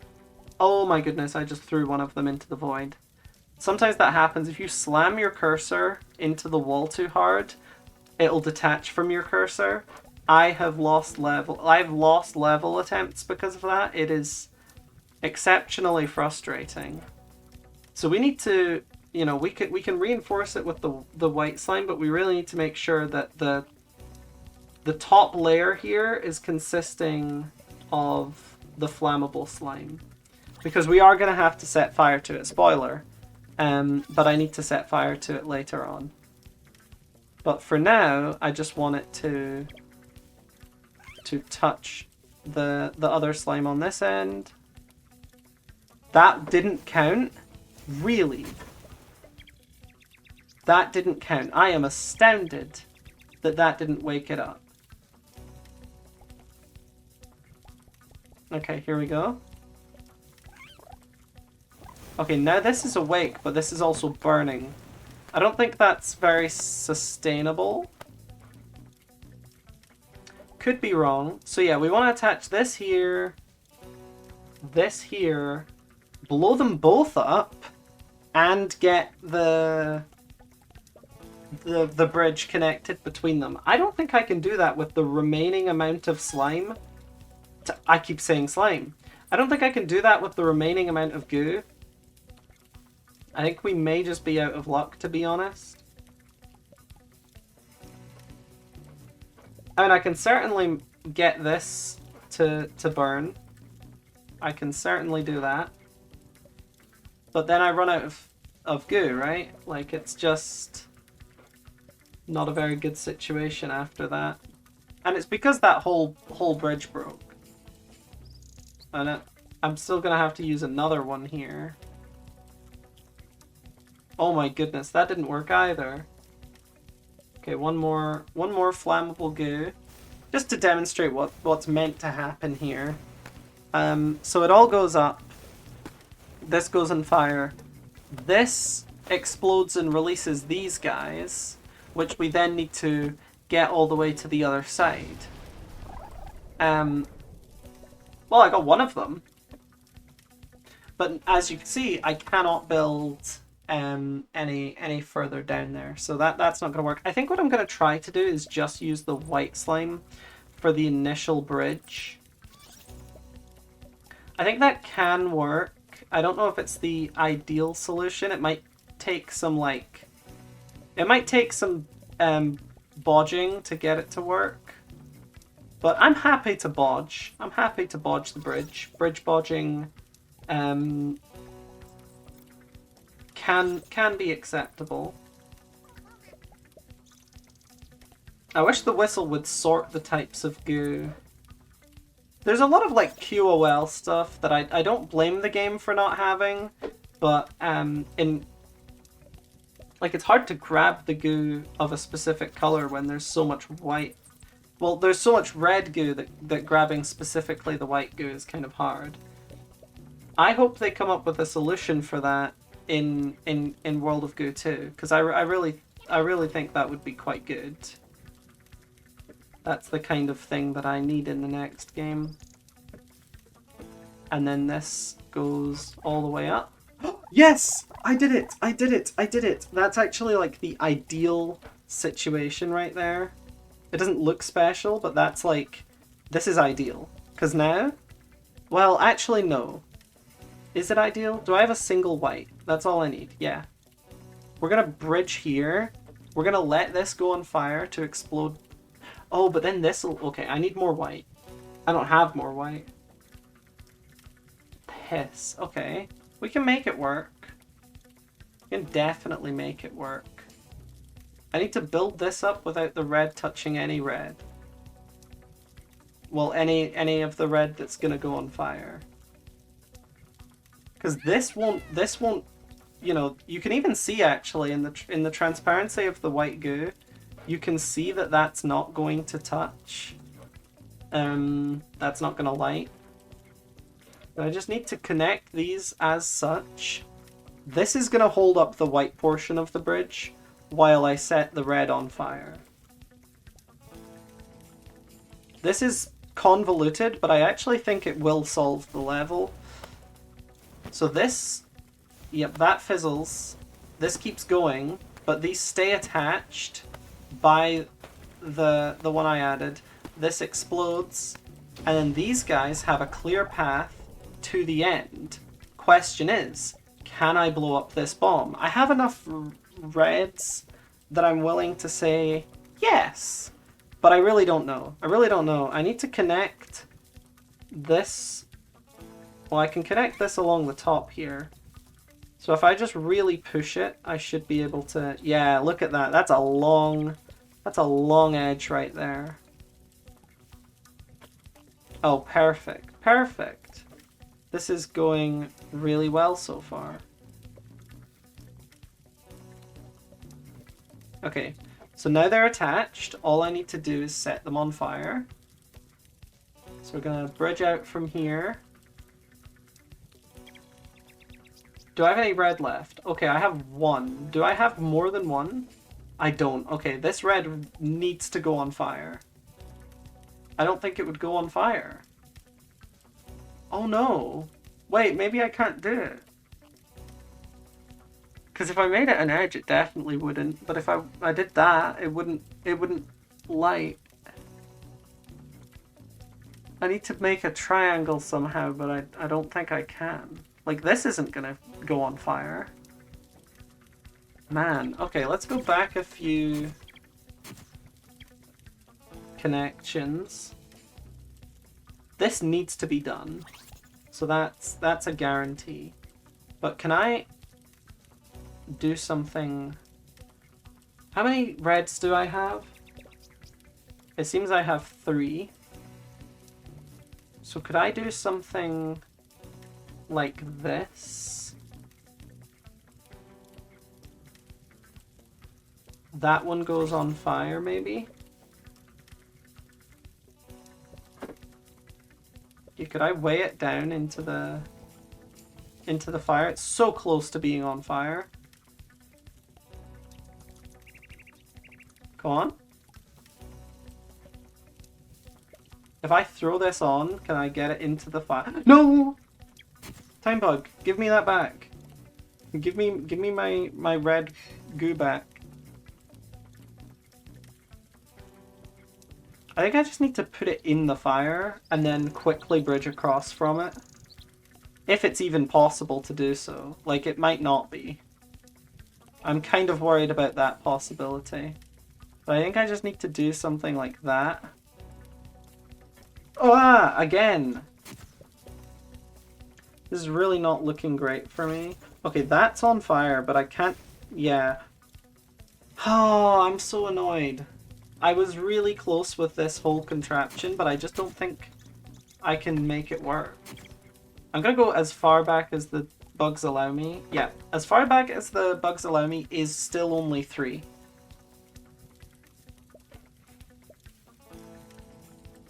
I think I can recover it, but man oh man. Well, maybe I can't. Maybe it is impossible and I should give up.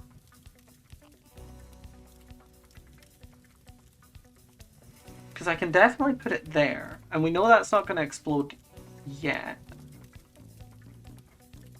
Or it's not going to go on fire yet. Can I weigh this one down enough? Oh, I've fucked it up. Can I, like, you know, throw it onto there with enough force to, like, move it into the fire without throwing it? I think that's it. I think I've run out of $10. I really tried to, you know, I should have just made another attempt at the level, because honestly, that was probably not recoverable. But that's kind of the fun of it, right? Like, I've never been in that situation in this level before.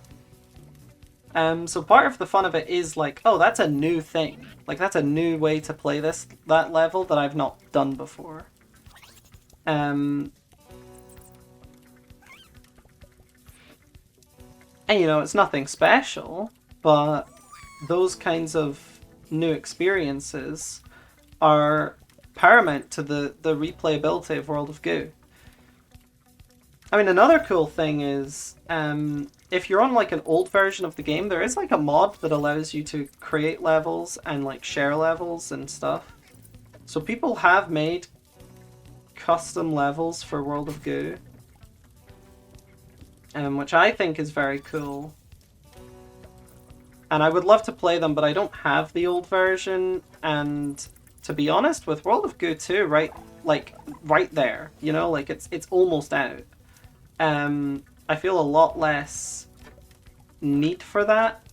Okay, so now we've got a okay, it's solved. The level is done. I've made it easy mode to win this. I just need to bridge this down into the fire in as few reds as possible, ideally. That one should burn, but it's not going to because this game is awful. That one should also burn, but it's not going to. Oh crap, oh crap, oh crap. Give me the white, give me the white, give me the white. Wait, hold on. I messed up. I messed up hugely there. Okay. It's not that bad. I just need to make sure the two bridges are actually connected after the fire happens, which they were not, because of my lack of foresight. Oh, perfect. See there, I didn't even need to use all the remaining white goo. I don't think I'm gonna need it for anything, but it's nice. Okay. Yep. All the bombs are attached, so I can just bridge this down into the red as well. Okay. Get all of those to one side. Because bad stuff will happen if they're caught in the destruction of this part of the bridge. Okay, cool. Now this'll explode. And I will win the level. Boosh. Well, GG's everyone, but oh, I wouldn't even have been able to pass it anyway. I didn't have enough goo left over to build towards the pipe. So even if I somehow managed to explode the bomb, that level was still a done deal. I really should have recognized that beforehand. It says time 3 minutes 11. It was way more than that. It was way more than that. Product launcher. Luckily, this is another one of those end of chapter easy levels. So you launch all this product. Well, that's kind of funny. You're launching product, and then it's product Z, obviously. I think we just build up here. I'm pretty sure that's what we're meant to do.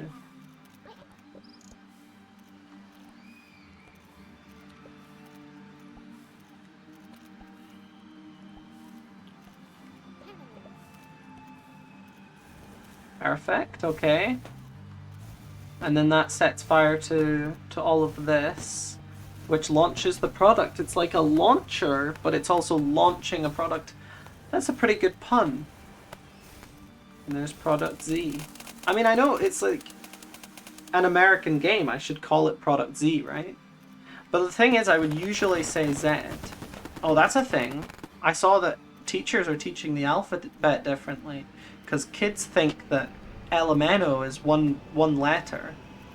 So instead of it being A, B, C, D, E, F, G, H, I, J, K, L, M, N, O, P, it's like A, B, C, D, E, F, G, H, I, J, K, L, M, N, O, P, Q, R, S, T, like that. It's better. It's better. It's different. You know, I think that teaching kids the alphabet that way is fine, but we all have such a personal relationship with Elemento, right?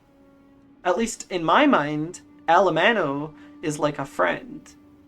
He's not a real letter, but we all know it. We all know Elemento. And perhaps even Elementope, right? Elementope. Anyway, so there's Product Z. Introducing the third dimension. There's actually still no third dimension in the actual game. It's still a 2D game. But they call it the third dimension. But yeah, Chapter 4, upcoming here, introduces a lot of cool stuff. It introduces, like... well, should I spoil it? I don't know. We're about to play it. It introduces, like, digital goo. And, like, we're in the digital realm. And, well, I mean, it's the information superhighway. You know, that game that's definitely getting made. But the cool thing is, we no longer need to build bridges. We freed ourselves from that constraint. There's no more bridge building. We're just playing Angry Birds now. I'm dead serious. I'm dead serious. The new goo type just launches itself across all gaps.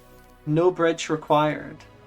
I mean, it's beautiful actually. Like, if you think about it symbolically, like textually, if you engage with the game as a piece of art, like, the ultimate version of World of Goo is one where you don't build the bridges anymore. This is just Ode to the Bridge Builder, but you skip the bridge building.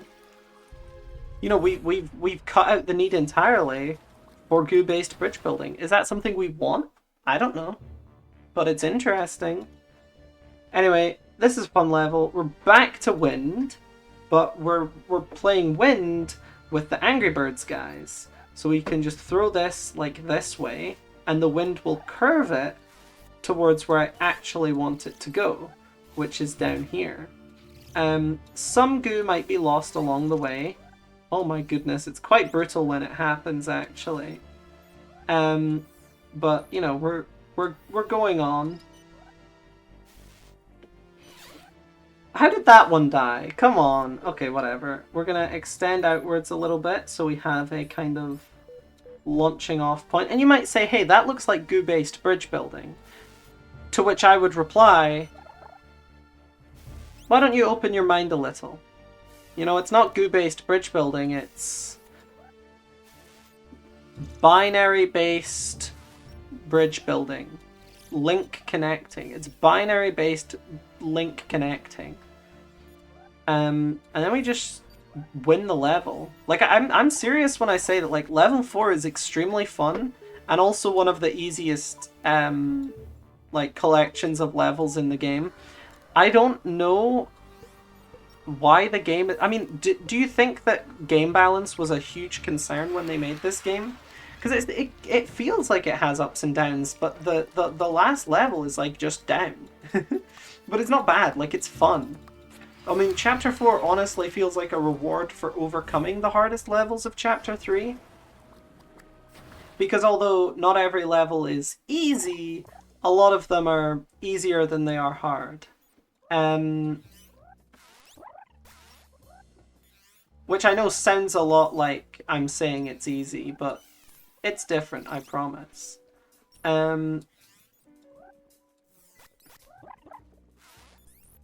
Missed. World of Goo was a game I heard about when I was younger, because I was in the, like,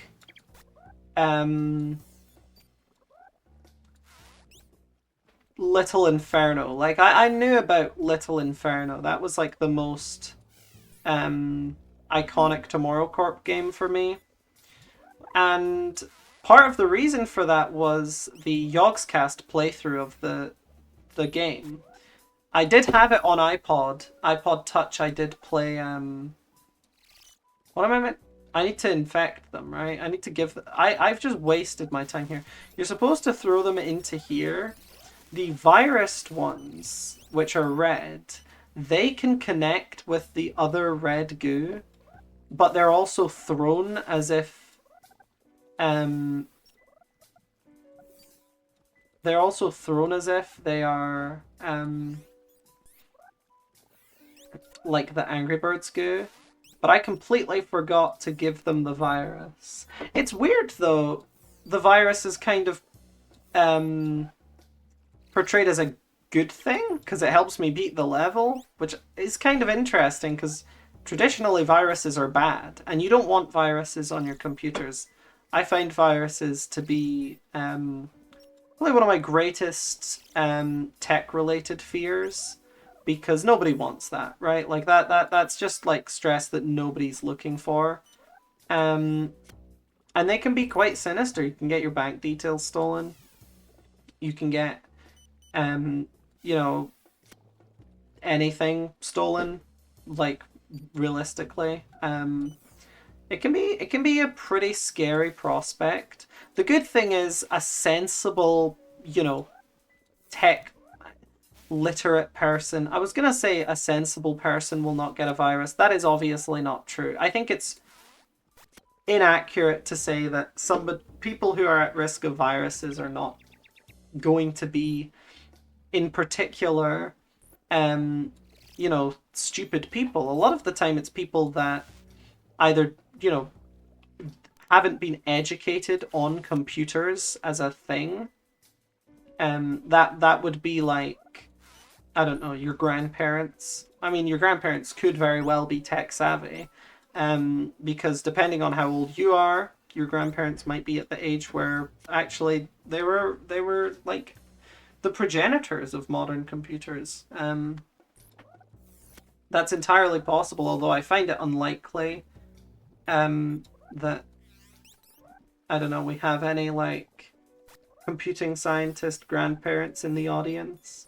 But I'm ready to be impressed, you know? What am I even talking about? Can we beat the level now? Oh wait, I'm not trying to go up. I'm trying to go down. I have completely I've lost the plot. I have genuinely forgotten what I'm here to do. It's almost like I didn't pay attention to the level at all. It's like, oh, I remember this one. I'm sure I'll solve it just like on autopilot. That's the thing. Is like playing a puzzle game. Yeah, maybe I shouldn't play World of Goo 2 for the first time on camera. Playing a puzzle game for the first time when you're trying to commentate over it. Not only does it make for bad content, it makes for bad puzzle game solving. Because, like, I mean, me going, oh, I'll do this, and then I'll do this, and then I'll do this. Not particularly good content, if you ask me. You know, 2 hours into the video, I'm a lot less concerned with what is good content. But still, like, it's not particularly good. And also, I'm not solving the puzzles very quickly at all. I'm actually struggling more because I'm trying to make this YouTube video. But I think it's good to get the opportunity to play through the game again right before the new one comes out, because it'll refresh my mind on you know, what this game was like, and you know,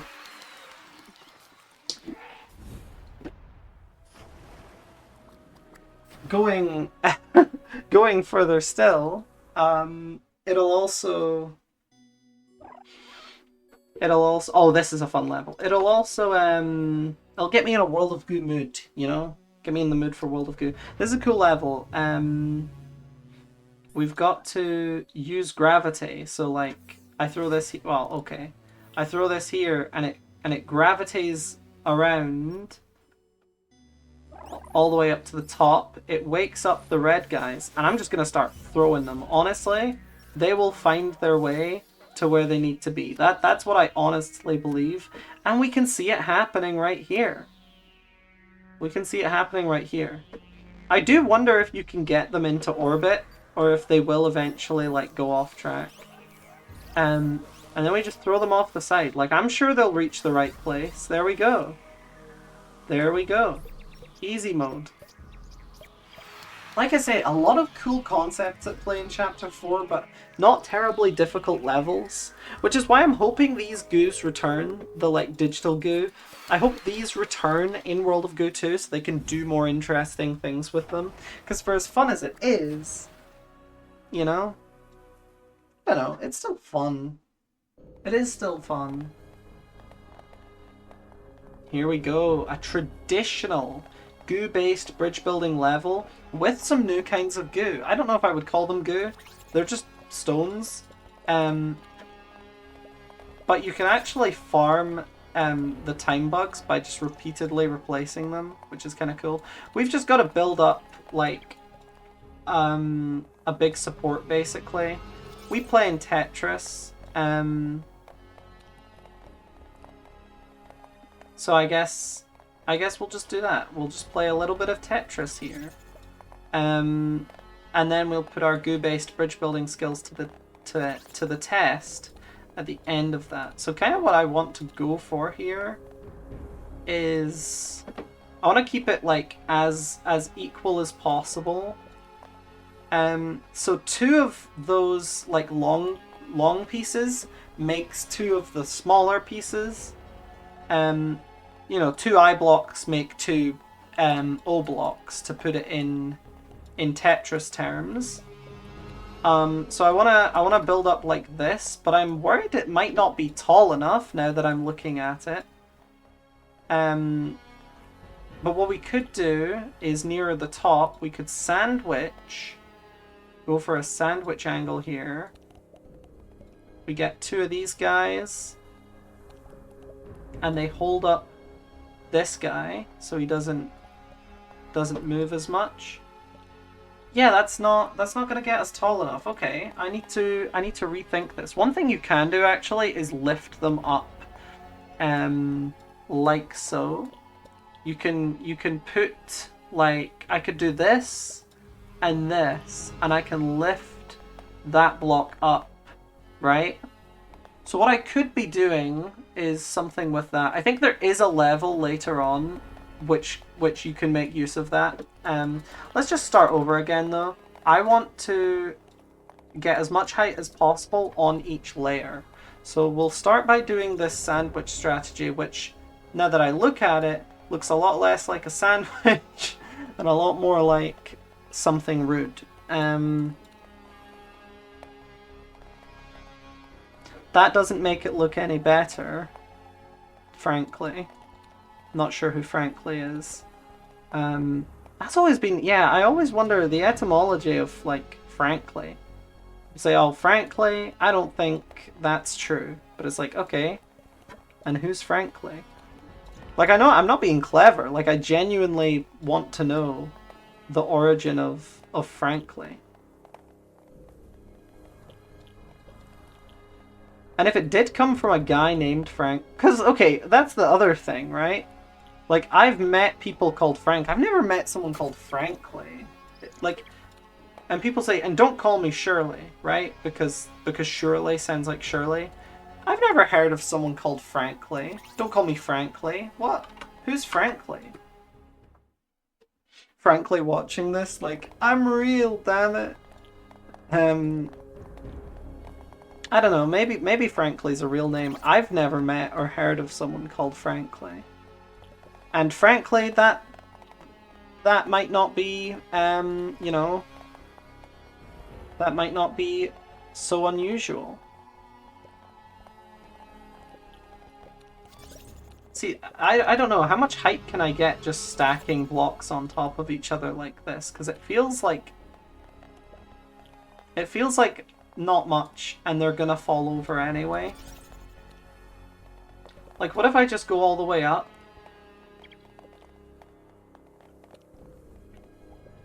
I mean, this is good. This is good. This is good distance. I'm proud of this. We put all of these on top of each other. It doesn't really help the goo-based bridge building part because they will fall over. Oh my god, I can drag the goo. And it separates it. Okay, I would like to undo that. Yeah, let's just try doing some goo-based bridge building and see where that gets us. Like, we can apply the supports of the stone as and when they are needed. Because, like, it's almost needed here, but it's not even, like... It's not even, like, that needed. Like, that's enough. And that'll support me getting to the end. And all I did was stack the 2x2 blocks on top of each other. Easy level. I mean, come on. I get it. It's introducing a new concept. I think that's the trouble with... I don't know. I don't know if I want to say it's the trouble, because Chapter 4 is fun. And it's not terribly complicated by any means. And that works to its benefit. But I think part of the reason it's easier than you would expect from a final chapter is because they still had so much to do. They still had so many, like, things to introduce. Okay, this is the level I was thinking of, where you can just kind of pick that up and navigate it to the bottom if you're skillful, which I clearly am not. But I think what I will do is I'll just quickly get rid of the things below it. Oh, Squid Game Season 2, by the way. It's coming out soon. I think it's coming out December 26th. I thought Squid Game was an entertaining watch. I don't think it has, like... It's not a special TV show by any means. It was a perfectly average watch. I don't understand fully what made it so popular at the time when it came out. Because, like, definitely worth watching, but, like you know, it's worth giving it a watch, but didn't feel particularly like, oh, I've got to watch this, you know, like... Some shows I kind of get it. People are like, oh, you gotta watch this. Squid Game? I could take it or leave it. I still don't understand how to play Squid Game. You know, the game they played at the end. Still don't understand the rules to that game. And it's not like the rules are important. See that? Yeah. There must be, like, a way to dismantle this that's, like, really easy, really fast, and just doesn't cause too many problems. Like, can I just do this? And then do that, and then... Oh, I might actually... Wait, hold on. I might be onto something. I just take it apart on this side, and then I push up the rock like that. Okay, that clearly didn't work, but I feel like I could be close to something. I take all of this off, and then I just support the tower.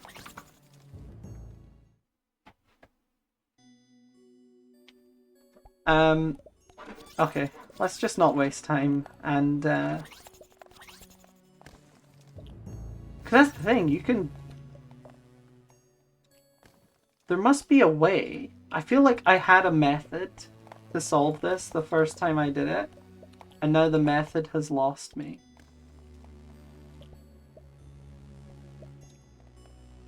I can do this, right? I can always make sure it's directly below, like there's something directly supporting it below. Oh, bad. Bad, bad, bad. Just go in the hole. Come on. Not dealing with that nonsense. Just get in there.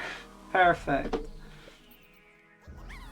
It's fun. I like the blocks, actually. I kind of forgot about them. I tend to focus so much on the digital aspects of this goo, of the goos in this chapter, that actually one of the best parts of it is the rocks, which are not so digital anymore. Oh, so much choice. Alice and Bob and the Third Party. This, yeah, no, when I first played this game, I was doing networks. That's what I was learning. I was doing networks in my uni course. I remember getting to this level and it really speaking to me because it's an IRC chat. It's amazing. Alice and Bob in the chat room. I remember coding an IRC thing probably around the same time I was playing this game. That takes me back to better times. Oh, to happier times. It's not so. It's not so. Every day is like a step up from the last. You know, I'm in my W era, so I only take W's recently. You know, people reminisce about, and I get it. Like, people reminisce about the past, but oh God, I would hate to feel like the past was better. Like, I don't want to be in that position. I've been in it before, where I've been like, man, why can't things be like they were 3 months ago, right? And that's a sucky position to be in, because life is long. Like, life's too short, but it's also really long. Like, it's too short because you want to be happy for all of it, and you want to be happy for as long as possible. But it's too long because when it's bad, it's you know, and I think Oh, this is the method. You push it up like so. Like so. Bush. Wait, hold on. Bush. Okay, that was bad. But the method you push it up using the rock and it'll go.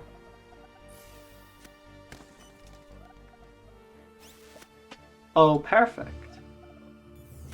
Oh, perfect. Like, oh, that's ideal. And now all I need to do is I really want more of these blocks, but I think I may have broken them all. Sure, let's use this one. We're just gonna place it like here. And as long as you're not holding it, it's solid. So we can just like put it here.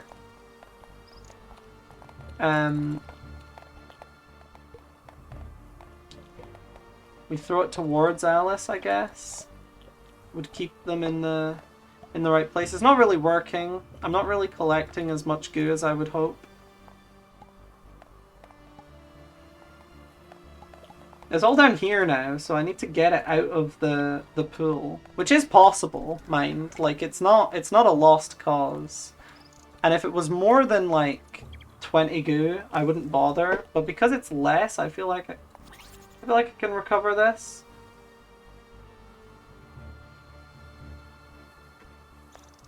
See, there we go. That's 21. How much goo is left? There's one there that might have just died. It has just died. Is there any goo left in the loop? There's 1, 2, 3.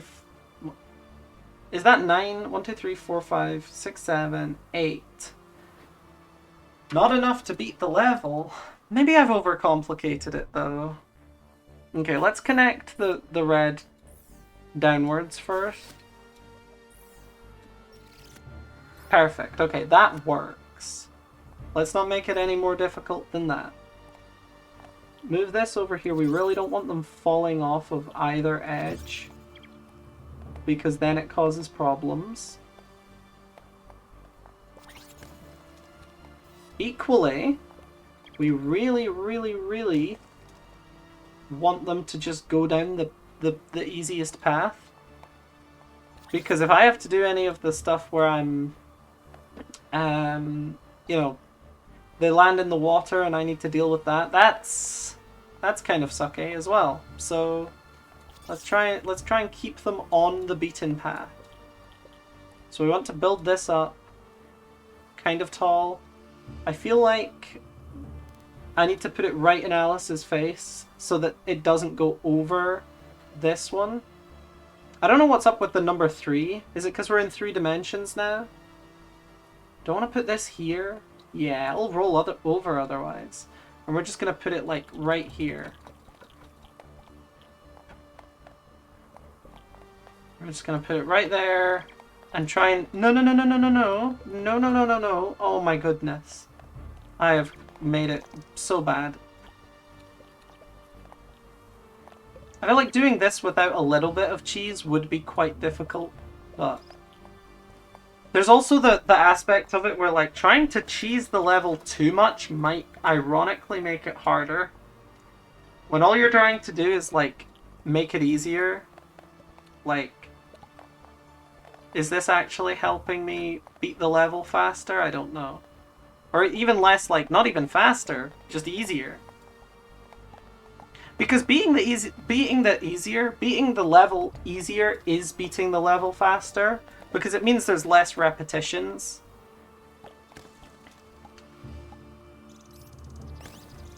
Come on. That's 5. Is there any goo left? Have I gone 1 goo short here? No way. Is there a single one left in the loop? Are you serious?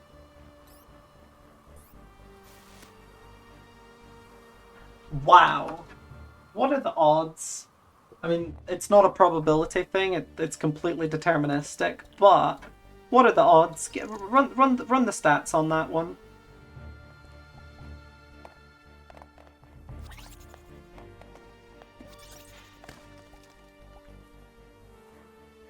Okay, let's apply the rope.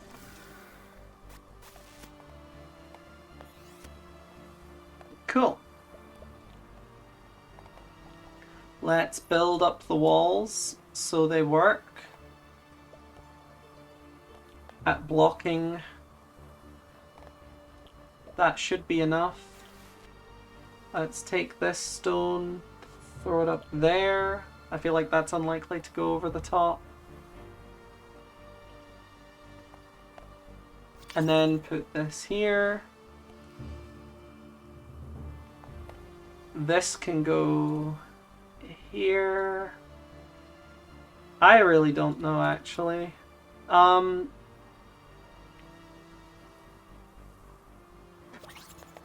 If I have them all go down like that, then it would work, but it would take forever. And I don't want to be lazy, but it would take forever.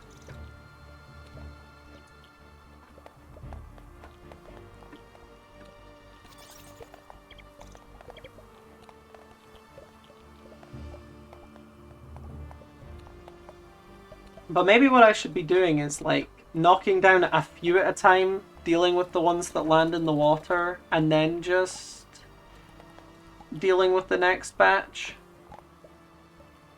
Batch production. I did a business class in high school. That shit was the most boring thing ever. But I didn't do higher. I got out of business as quickly as possible because fuck that.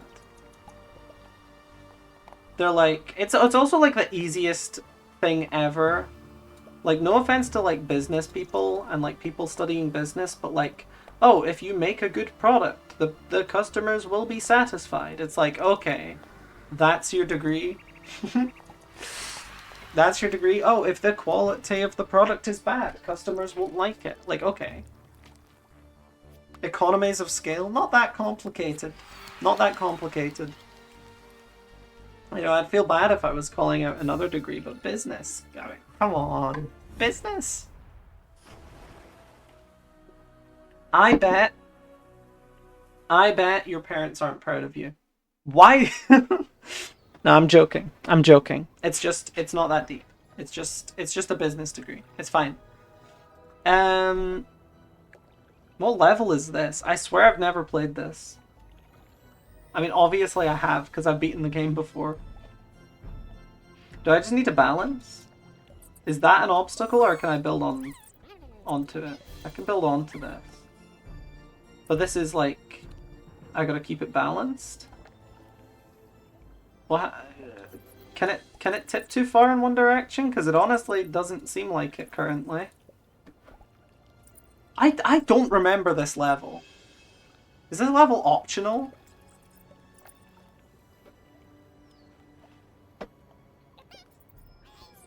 If you sent me a screenshot of this level and said it was from World of Goo 2, I'd be like, oh, I can't wait to play it.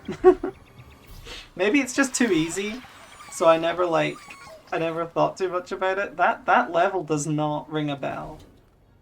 So weird that I don't remember it. Like, there's some levels where, like, I don't remember them till I see them, but I didn't remember this at all. I'm looking at it like, have I ever played this before? Mom's computer. Oh, this is a fun level. Once again I guess it doesn't introduce any new goo, but it kind of introduces new goo. It's the same goo, different font. Basically, you can build with these blocks. They are applications and games. The games are the long ones, and the applications are the blocky ones. I mean, they're all blocky, they're blocks. But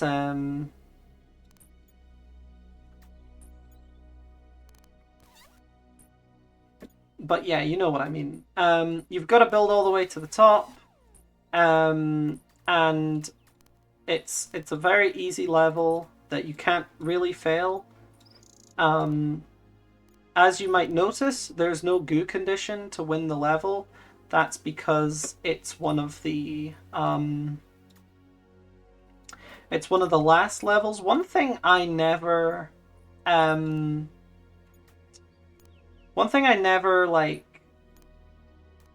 got used to when I was doing games programming, because I did that. I played the game on the channel. If you haven't seen it, I don't remember what the video's called. I think it's called like I made this game or something or something like that. I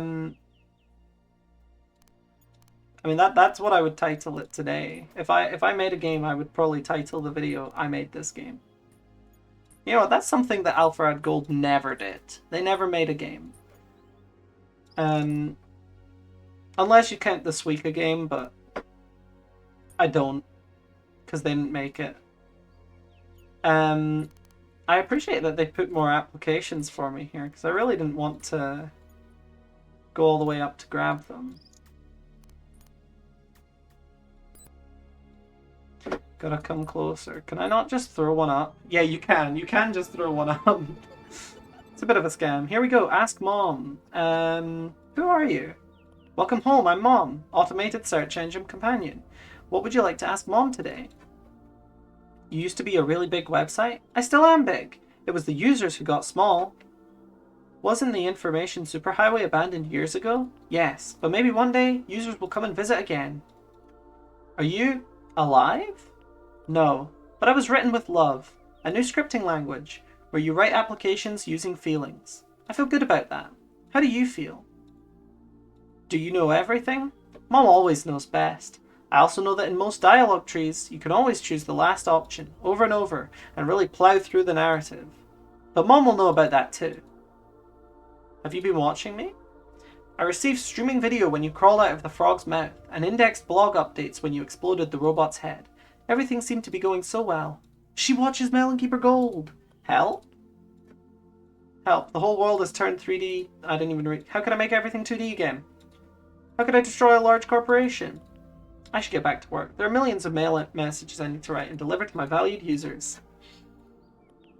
Yeah, it's spam. Can I sign you up for special mail and offers? Blah, blah, blah. Everyone at World of Goo. And then you basically send mail to everyone, is the plot of the game.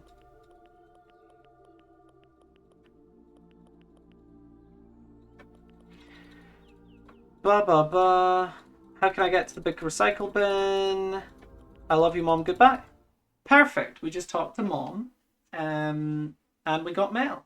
Let's go check our mail. I think is what we should do. A new secret level has unlocked. Deliverance. The email should already be in their inbox. Can I? What am I supposed to do here? Oh, I need to check my mail. My virtual World of Goo Corporation. Yeah. Let me check the mail. I just want to be done with the game, to be honest. Okay, perfect. Now we can go to Deliverance. Recycle bin and back again. This level is deceptively difficult. It is not meant to be hard because it's oh yeah, it introduces that these guys can explode. The little angry birds can explode. Yeah, it's deceptively difficult for the primary. Wait, no, am I thinking of a different level? Wait, I don't remember. Hold on. No, it is this level. You gotta get this, and it's just, check this out. You gotta hit it, so that, cause like I need to set fire to this like thing. I need to get this thing to explode. So I need this to go into the fire. So I'm trying to swing it into the fire, and that can be surprisingly difficult. But there we go, I did it. It's not that hard. Okay, I exaggerated. There we go. I have lost this level before though. Yes. We have undeleted the spam email, and we have released spam unto the world. Spam email really is some of the most annoying stuff ever. I used to get a decent amount of spam email, but one day it all just went silent. I think that, well, it's not gone silent. I still occasionally get spam emails. Listen, it's something that happens occasionally. New mail. And then the World of Goo Corporation explodes. I mean, unlike Little Inferno, this is an example of us winning against corporations in World of Goo. So that's pretty fun. I look forward to seeing what happens in World of Goo 2 when the World of Goo Corporation has been destroyed. Kind of interesting. Yeah, see you in the next one.